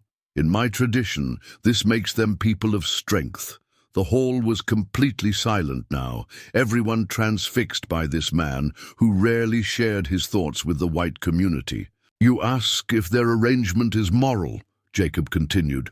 I ask you, what is more moral, 6 women alone and vulnerable on the frontier, or 6 women protected and productive in a good man's household? What serves your community better? These people contributing their skills and labor, or these people driven away to struggle and perhaps die in the wilderness? He looked directly at Mayor Hutchins. In my experience, men who are truly immoral do not need to hold public meetings to defend their behavior. They simply take what they want and let others suffer the consequences. Cole Harrison asked for nothing but the right to help people who needed help. If this is corruption, then I have misunderstood the meaning of the word. Jacob's testimony seemed to break whatever spell of prejudice had held the community captive. One by one, other voices began to rise, not all supportive, but many more than Sarah had dared to hope. Tom Fletcher, the mail carrier, spoke about the family's kindness to his elderly horse during his delivery runs. The blacksmith's wife mentioned seeing the sisters at church, sitting quietly and respectfully in the back pew, never causing disturbance or calling attention to themselves. Even some of the younger men acknowledged that Cole's ranch had become more prosperous and well-managed since the women's arrival. By the time the council members returned from their deliberation, the atmosphere in the hall had shifted dramatically. What had begun as a hostile crowd united in condemnation had become a community engaged in genuine debate about values, morality, and what it meant to be good neighbors. Mayor Hutchins looked around the hall with obvious surprise and growing unease. This was not the outcome he had expected or desired. Judge Brennan appeared more sober than he had earlier, his legal mind apparently wrestling with the implications of what they had heard. Only Reverend Whitley maintained his rigid disapproval, though even he seemed less certain than before. "Order! Order!" Hutchins called, banging his gavel to quiet the murmur of conversations. "The council has reached its decision regarding the Harrison matter." Sarah felt her sisters tense around her, felt Cole's hand briefly brush hers in a gesture of support and solidarity. Whatever came next, they had spoken their truth and found unexpected allies in their fight for acceptance. The battle for their right to exist as a family was approaching its climax, but the ground beneath their feet felt more solid than it had when the evening began. They were no longer strangers, defending themselves against a hostile community. They were neighbors, workers, contributors to the social fabric, people with friends willing to speak on their behalf. The final judgment was yet to come. But Sarah allowed herself to hope that truth and courage, supported by unexpected allies, might prove stronger than prejudice and fear. Mayor Hutchins cleared his throat, the sound cutting through the expectant hush that had fallen over the town hall. His face had lost some of its earlier confidence, and Sarah noticed how his eyes avoided direct contact with the Harrison family as he shuffled the papers before him. "After careful deliberation," Hutchins began, his voice lacking its previous booming authority, "the council has reached a decision regarding the situation at the Morrison Ridge Ranch."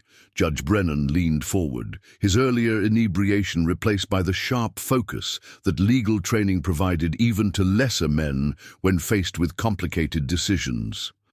"We find that while the arrangement is unconventional, there is no evidence of criminal wrongdoing or violation of territorial statutes." A ripple of mixed reactions swept through the hall, some sighs of relief, some mutters of disappointment from those who had come expecting a spectacle.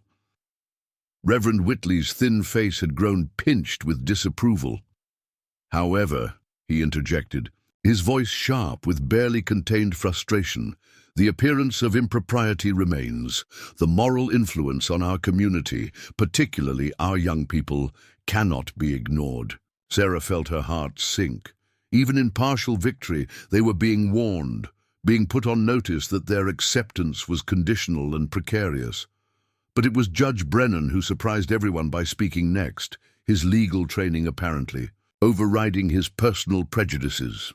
"Reverend, appearances are not grounds for legal action. We cannot prosecute people for failing to conform to social expectations when they have broken no laws and harmed no one." Mayor Hutchins looked increasingly uncomfortable as the decision he had expected to be simple became more complex. And Council's official ruling is that no action will be taken at this time against Mr. Harrison or his employees. However, we strongly encourage all parties to be mindful of community standards and expectations. It wasn't the vindication Sarah had hoped for, but it wasn't condemnation either. They were being allowed to continue their life, but under scrutiny, with the understanding that any misstep could bring them back before this tribunal. Furthermore, Hutchins continued, clearly attempting to salvage some authority from the situation, this matter will remain open for review. Should future complaints arise, or should the arrangement prove detrimental to community welfare, this council reserves the right to revisit the issue. Cole stood slowly, his height and quiet dignity commanding. Attention! Mayor Hutchins, members of the council, I appreciate your fair consideration of this matter. I assure you that my household will continue to conduct itself with the same moral standards we have maintained from the beginning. Sarah also rose, feeling her sisters following suit behind her. We thank the council and the community for allowing us to speak in our own defense. We hope that in time our actions will speak louder than assumptions or prejudices. As the meeting officially adjourned, the crowd began to disperse, but not in the unified manner it had arrived. Small groups clustered together, animated conversations continuing the debates that had begun during the formal proceedings. Some faces still showed disapproval, but others reflected thoughtfulness, uncertainty, or even grudging respect. Martha. Hendricks approached as the Harrison family prepared to leave. Mr. Harrison, I hope what I said helped. Frank and I have never forgotten your kindness to our family. You didn't need to speak up, Martha, Cole replied gently. But I'm grateful. You did. Dr. Morrison joined them, his medical bag in hand. Cole, I meant what I said in there. You've built something good up on that mountain. Don't let small minds diminish what you've accomplished. As they made their way toward the exit, Jacob Ironfeather intercepted them near the door. His weathered face was serious, but his dark eyes held warmth as he addressed the sisters directly. You have shown courage tonight, he said in his formal English, but courage is only the beginning. Building a life in a place that questions your right to exist requires more than bravery. It requires persistence, wisdom, and the strength to prove your worth every day. Sarah nodded, understanding the deeper meaning behind his words. Thank you for speaking for us, Mr. Ironfeather. Your words carried weight that ours alone might not have. We are all trying to find our place in a world that changes too quickly, Jacob replied. Perhaps we can help each other navigate these changes. The ride back to Morrison Ridge was quiet, each person lost in their own thoughts about what the evening had accomplished and what it might mean for their future. Snow continued to fall, and the wagon wheels cut deeper tracks through the accumulating white as they climbed toward home. It was Grace who finally broke the silence. Do you think it's really over? No, Sarah answered honestly. Tonight was just the beginning. We've won the right to continue living as we choose, but we haven't won acceptance. That will take much longer. Cole guided the horses around a familiar bend in the road. Sarah's right. Some folks in that room tonight will never accept what we've built here, but others might, given time and evidence of who we really are. What evidence? Hope asked, her young voice carrying both curiosity and concern. The evidence of how we live, Margaret answered. Every day we prove them wrong about who they think we are. We make it harder for them to maintain their prejudices. Ruth nodded thoughtfully. We make ourselves indispensable. We become the family that helps other families, the neighbors people turn to in times of trouble, the workers who make the whole community more prosperous. Rebecca, who had been uncharacteristically quiet since leaving town, finally spoke. But what if that's not enough? What if some people never accept us no matter what we do? It was Cole who answered, his voice carrying the weight of hard-earned wisdom. Then we accept that we can't change everyone's mind, and we focus on living well despite their disapproval. A life lived with integrity doesn't require universal approval to be worthwhile. The conversation continued as they traveled, each person processing the evening's events in their own way. By the time they reached the ranch house, with its warm lights gleaming through the snow and smoke rising steadily from the chimneys, they had begun to understand what their partial victory really meant. They had not won the right to live without scrutiny or judgment. They had won the right to prove themselves worthy of acceptance through their daily actions and choices. It was a harder victory than outright vindication would have been, but perhaps a more meaningful one. Inside the house, as they gathered around the kitchen table for late-night coffee and leftover pie, the atmosphere was subdued but not defeated. They had faced their accusers with dignity, spoken their truth with courage, and found unexpected allies in their community. It was more than they had dared hope for when the evening began. "What happens now?" Hope asked, voicing the question. They were all considering. Sarah looked around the table at the faces that had become dearer to her than her own reflection. "Now we go back to work. We continue building the life we've started here. We prove every day that we deserve the chance we've been given, and we stay together," Margaret added firmly. "Whatever comes, we face it as a family." Cole nodded, his grey eyes reflecting the lamplight and something deeper, a contentment that had been growing since 6 strangers had entered his life and transformed it into something richer than he had ever imagined possible.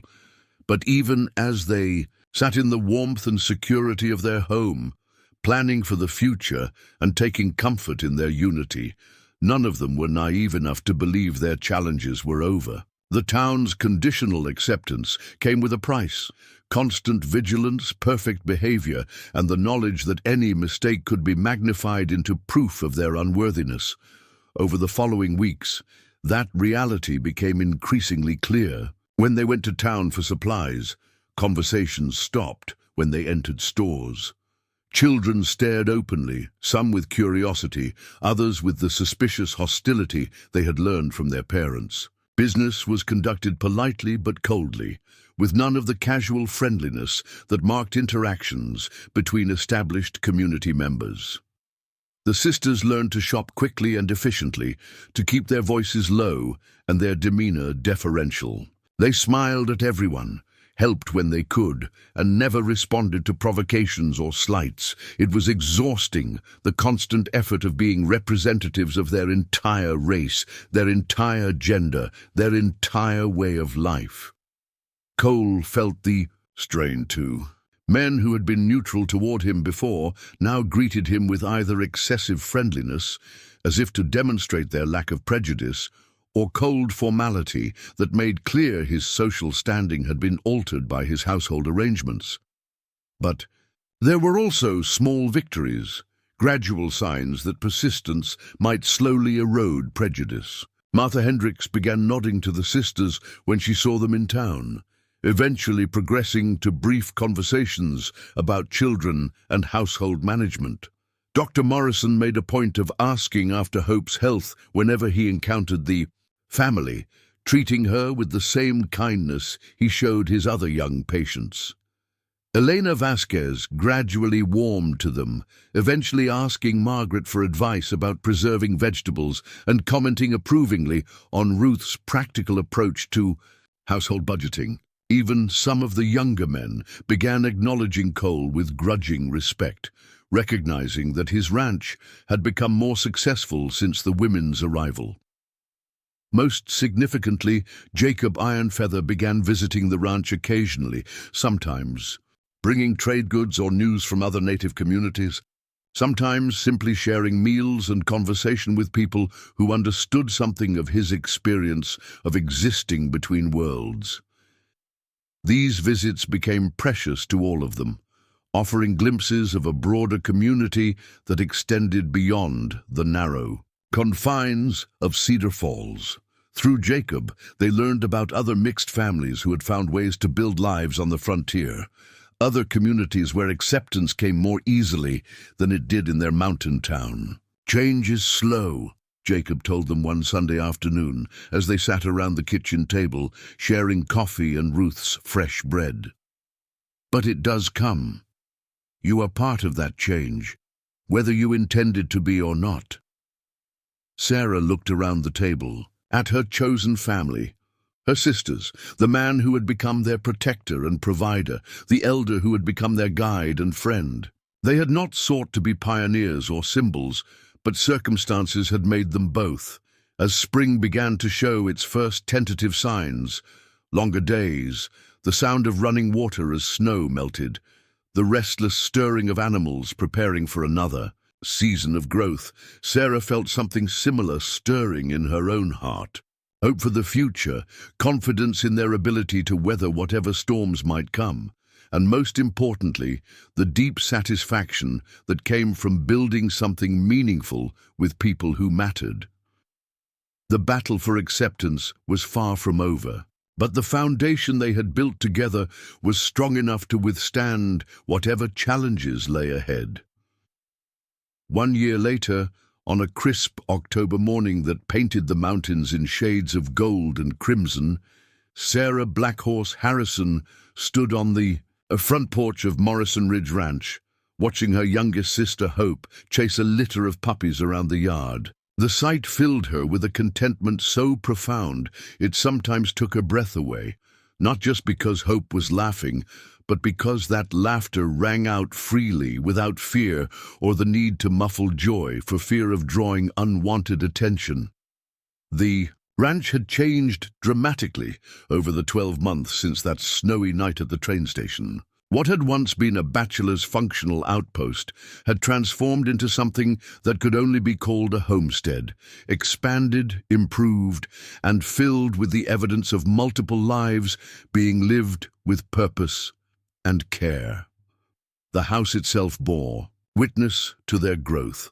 Cole had added 2 more bedrooms to the second floor, expanding the structure to accommodate not just their growing sense of family, but the frequent visitors who had begun seeking their hospitality. The kitchen had been enlarged twice, first to handle the cooking needs of 7 people, then again when it became clear that feeding guests and neighbors had become a regular part of their daily routine.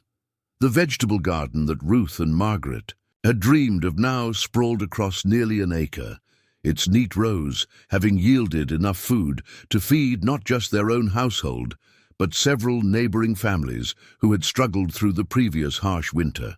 Rows of corn stood tall and golden, pumpkins dotted the landscape like orange jewels, and the herb garden that Rebecca had carefully cultivated provided remedies for both human and animal ailments throughout the mountain community.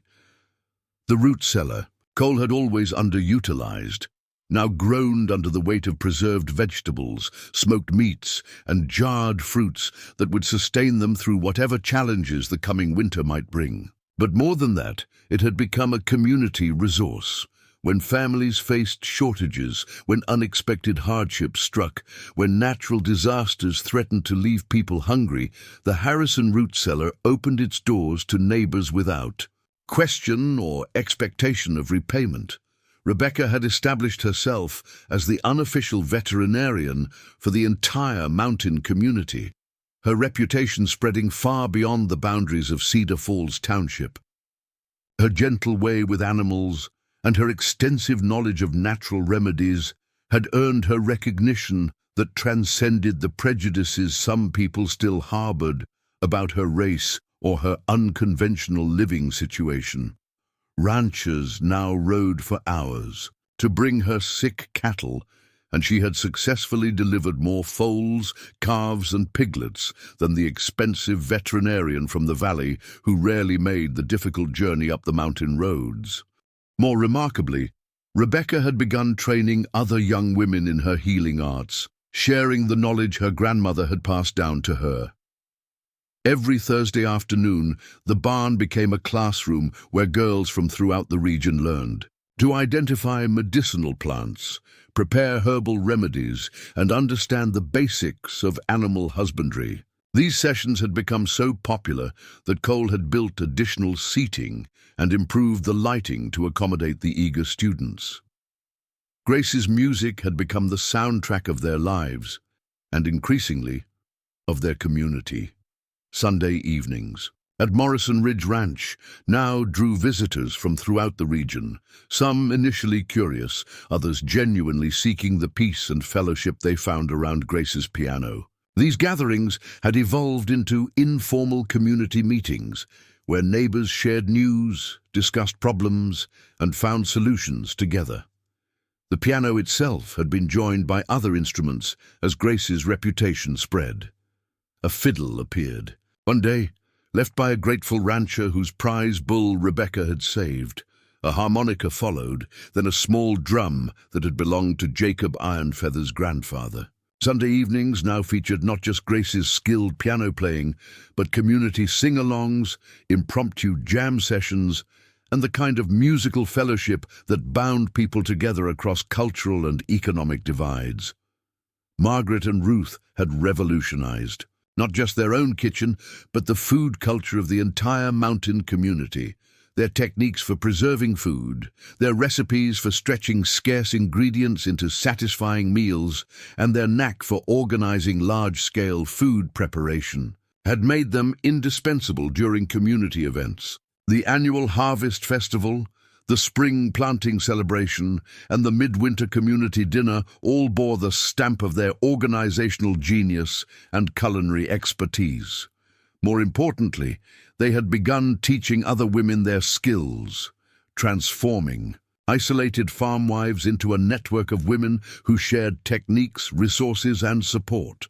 The informal cooking cooperative they had established meant that no family need go hungry, no celebration need go unfed, and no crisis need face families alone. Hope, despite her youth, had found her own crucial role in the community. Her natural way with children, combined with her basic education and quick mind, had made her the unofficial teacher for families whose children lived too far from town to attend the formal school. 3 afternoons a week, the ranch's main room transformed into a classroom where Hope taught reading, writing, and arithmetic to a dozen children whose ages ranged from 6 to 16.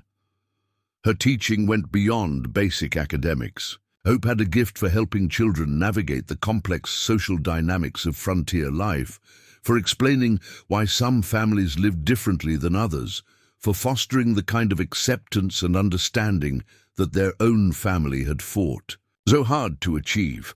Under her gentle guidance, the next generation was growing up with broader definitions of family, community, and belonging.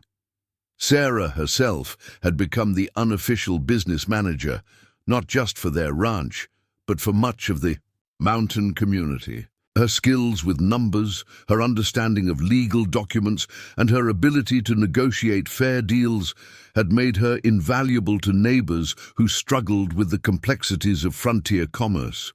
She helped families understand contracts, negotiate with suppliers from the valley, and manage their finances to avoid the debt cycles that trapped so many frontier families.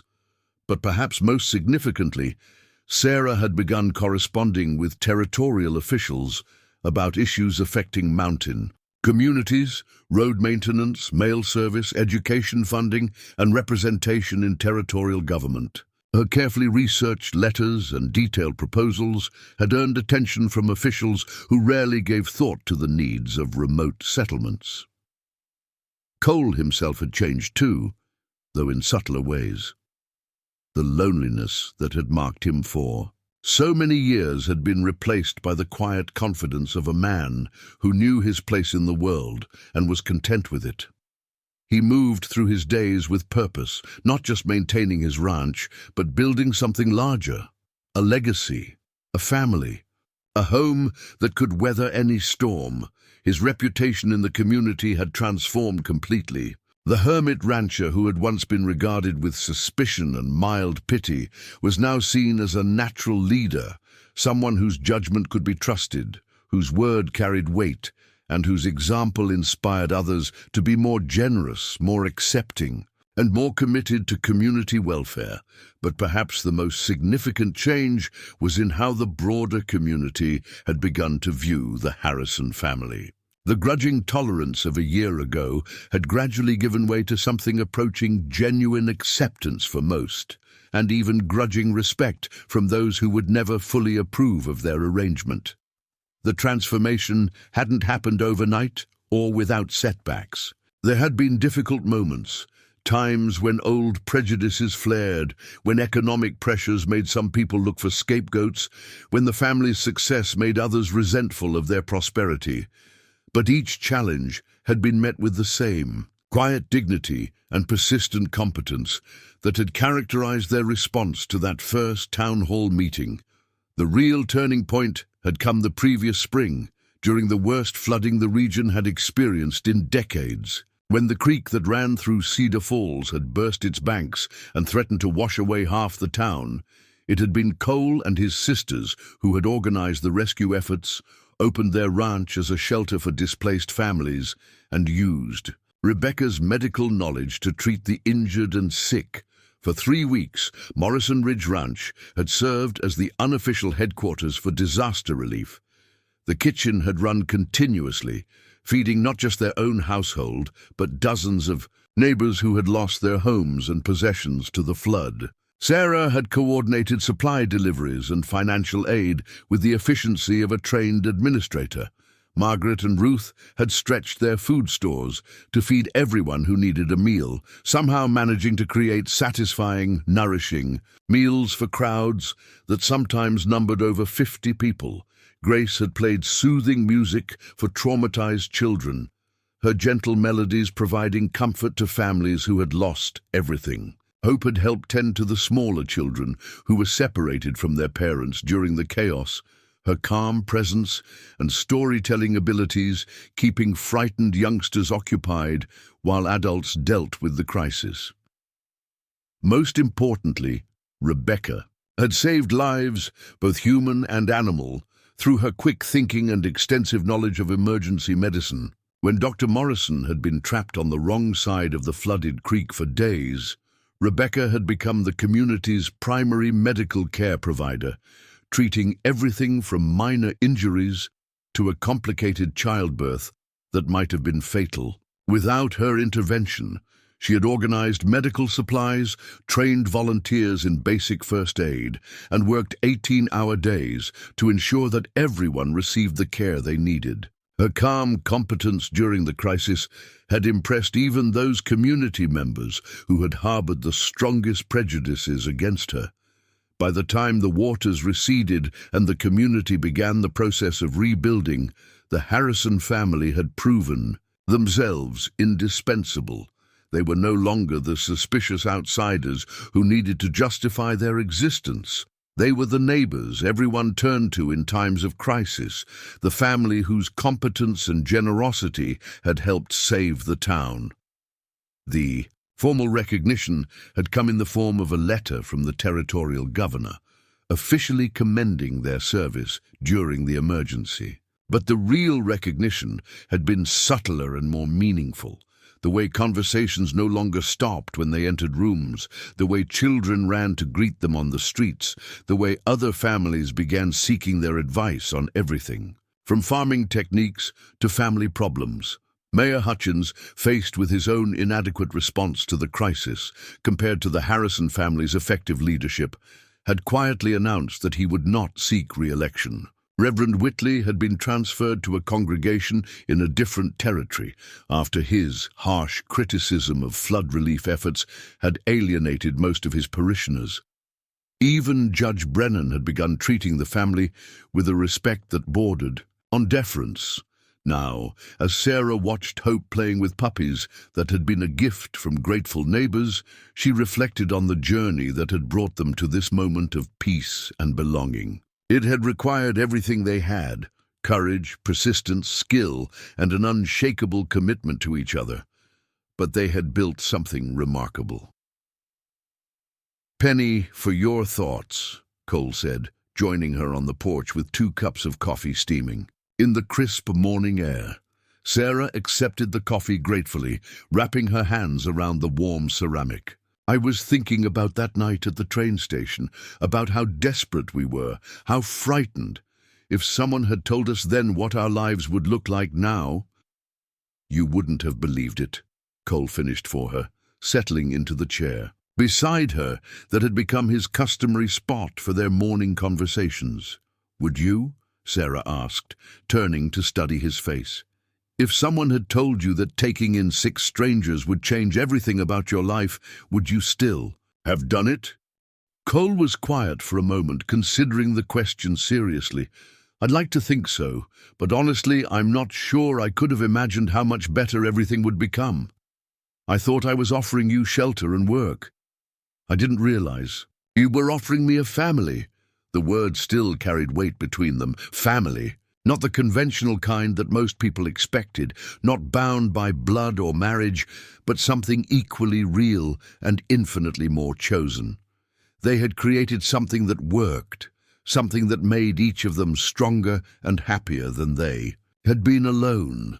Speaking of family, Sarah said, a smile playing at the corners of her mouth, have you given any more thought to Margaret's suggestion? Margaret had been quietly advocating for months that Cole should consider running for mayor of Cedar Falls. His leadership during the flood, combined with his proven ability to bring the community together, had made him increasingly popular with voters who were growing tired of Mayor Hutchins's divisive rhetoric and ineffective governance. A petition had been circulating for weeks, gathering signatures from people who wanted Cole to run for office. Cole shifted uncomfortably, a reaction that always amused Sarah. The man who could face down angry mobs and natural disasters with perfect calm became awkward whenever anyone suggested he seek public recognition for his achievements. I'm a rancher, Sarah, not a politician. I wouldn't know the first thing about running a town. You've been running this ranch like a small town for months, Sarah pointed out. Managing supplies, coordinating work schedules, settling disputes, planning for the future. How is that different from what mayors do? Because politicians have to make speeches and shake hands and pretend to like people they don't respect, Cole replied with a grimace. Sarah laughed, the sound carrying across the yard where Hope looked up and waved at them. You don't have to pretend anything, Cole. People trust you because you're honest, because you do what you say you'll do, because you put the community's needs ahead of your own comfort.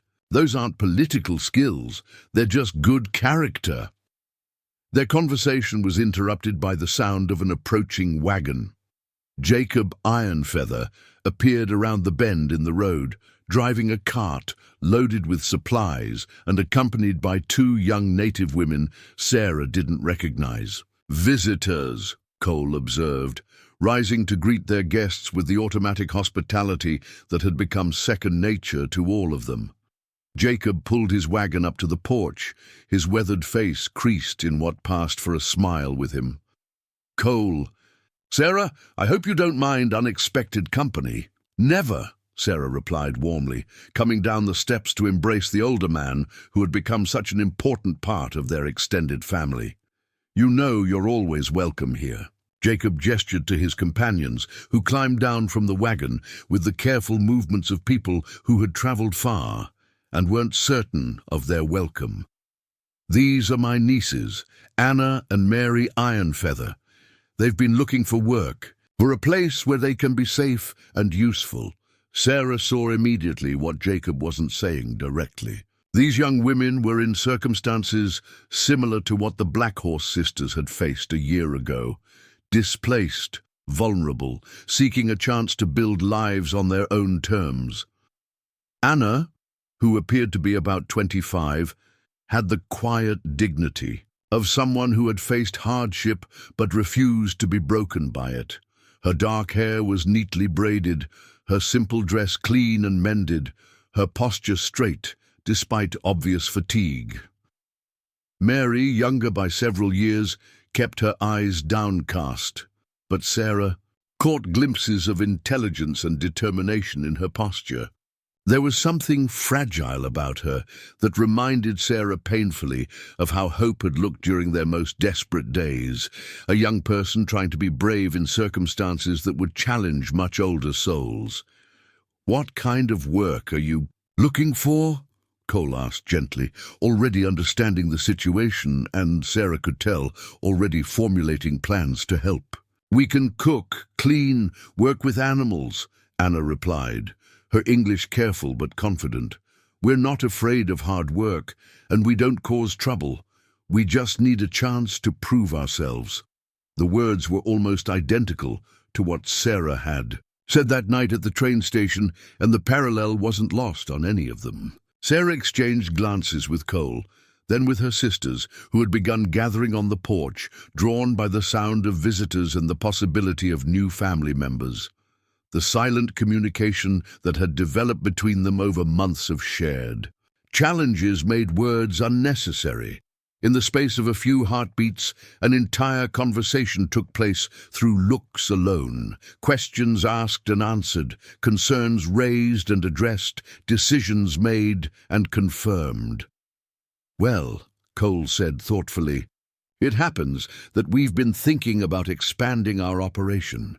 The ranch has been more successful than we expected, and we could use additional help with the increased workload." It wasn't entirely true yet, but Sarah knew it would become true within days. Cole had a talent for creating opportunities where none existed, for finding ways to help people that preserved their dignity while meeting genuine needs. If they needed more work to justify 2 additional salaries, they would create more work, expand the garden, increase the livestock, take on additional community projects. Hope ran up from the yard, puppies tumbling around her feet, and looked curiously at the newcomers. "Are you going to stay with us?" she asked, with the direct curiosity of youth, her question carrying none of the adult complications of employment and living arrangements. Anna smiled for the first time since her arrival, her face transforming with genuine warmth. "Would you like us to stay?" "Yes," Hope replied immediately. "We have lots of room, and Grace can teach you to play piano, and Rebecca knows everything about animals, and Ruth makes the best bread in the whole territory, and Sarah can teach you about numbers, and Margaret knows how to fix anything that breaks." The enthusiastic catalogue of family talents and the assumption of acceptance from the youngest member of their household seemed to break the tension. Mary finally looked up, her eyes meeting Sarah's with a mixture of hope and wariness that was painfully familiar. As the afternoon progressed and the newcomers were welcomed into the rhythm of ranch life, Sarah found herself marveling at how natural it all felt. Anna gravitated immediately toward Rebecca and the animals, showing an intuitive understanding of horse behavior that impressed even Cole. Mary proved to have a gift for organization, quietly helping Margaret sort and inventory supplies with an efficiency that spoke of hard-won experience managing scarce resources. By evening, it felt as though they had always been part of the family. The dinner table accommodated 9 people as naturally as it had once seated 7 or 3. Grace played welcoming songs on the piano, and even shy Mary began humming along to familiar melodies. During the meal, stories emerged, carefully edited, versions of the hardships that had brought Anna and Mary to Morrison Ridge, accounts that paralleled their own experiences closely enough to forge immediate understanding. The reservation where they had lived had been dissolved, their family scattered, their attempts to find work in towns and cities met with the familiar combination of prejudice and exploitation that all of them understood too well. "We heard about this place," Anna said quietly, glancing around the table at faces that had become attentive and caring. "Word travels in our communities about families like yours, places where people like us can be safe and valued. Jacob said you might understand what it's like to be looking for home." "We understand," Sarah replied simply. "We've all been where you are now." After dinner, as the evening settled into the comfortable routine of shared chores and quiet conversation, Sarah found herself on the porch again, this time with both Anna and Mary beside her. The night air carried the scent of wood smoke and the distant sound of cattle settling for the night. "Is it really like this?" Mary asked softly, her voice barely audible above the evening sounds. "Can people really live together like this? Work together without all the ugliness?" "Most of the time," Sarah answered honestly. "It hasn't always been easy.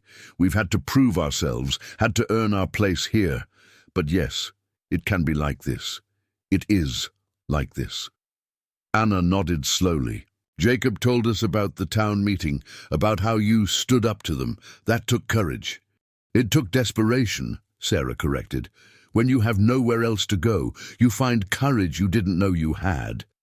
As the three women sat in comfortable silence, watching stars emerge in the clear mountain sky, Sarah reflected on the circular nature of their story. They had been strangers seeking shelter, and now they were the ones offering shelter to strangers. They had been the recipients of Cole's generosity, and now they were all contributing to extending that generosity to others. The next morning brought the familiar rhythm of ranch work, but with new participants learning the routines and finding their places in the established patterns. Anna proved to be a natural with the horses, her calm presence immediately recognized and accepted by animals that had learned to trust Rebecca's judgment about people. Mary showed an aptitude for the detailed record-keeping that Sarah had been managing alone, her careful handwriting and methodical approach promising to make the administrative work more efficient. Over the following weeks, the pattern repeated itself with variations, the newcomers settling into routines, finding their strengths contributing to the collective welfare of the household. But more than that, they brought fresh perspectives, new skills, and the reminder that their family's story was still being written. As winter approached and the first serious snows began to dust the mountain peaks, Sarah stood once again on the porch that had become her thinking place, watching the expanded family prepare for another season. The sight filled her with a contentment that had deepened rather than diminished with time and challenges.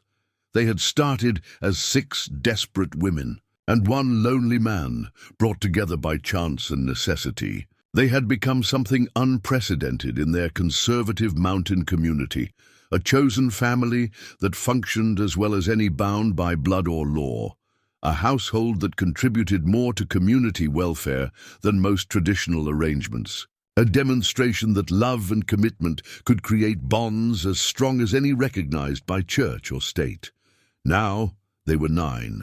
With hints that their number might continue to grow as word spread through networks of displaced people about the sanctuary they had created at Morrison Ridge Ranch. They had become more than a family.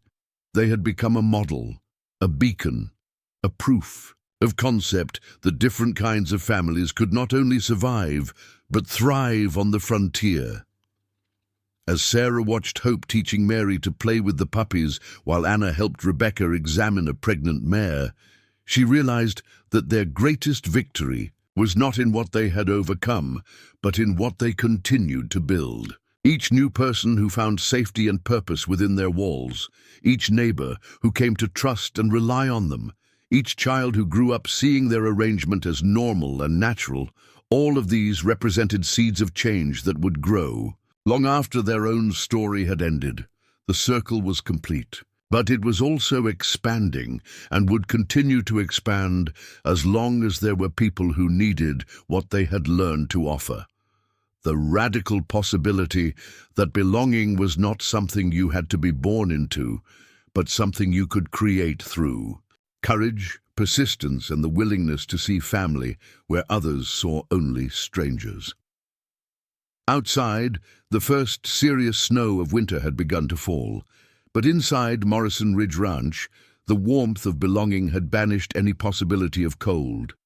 They had started as strangers on a train platform, and they had become something that would endure, a family strong enough to weather any storm, generous enough to share their shelter, and wise enough to know that their greatest victory lay not in their own acceptance, but in their ability to offer acceptance to others who needed it as desperately as they once had. Up next, you've got two more standout stories right on your screen. If this one hit the mark, you won't want to pass these up. Just click and check them out.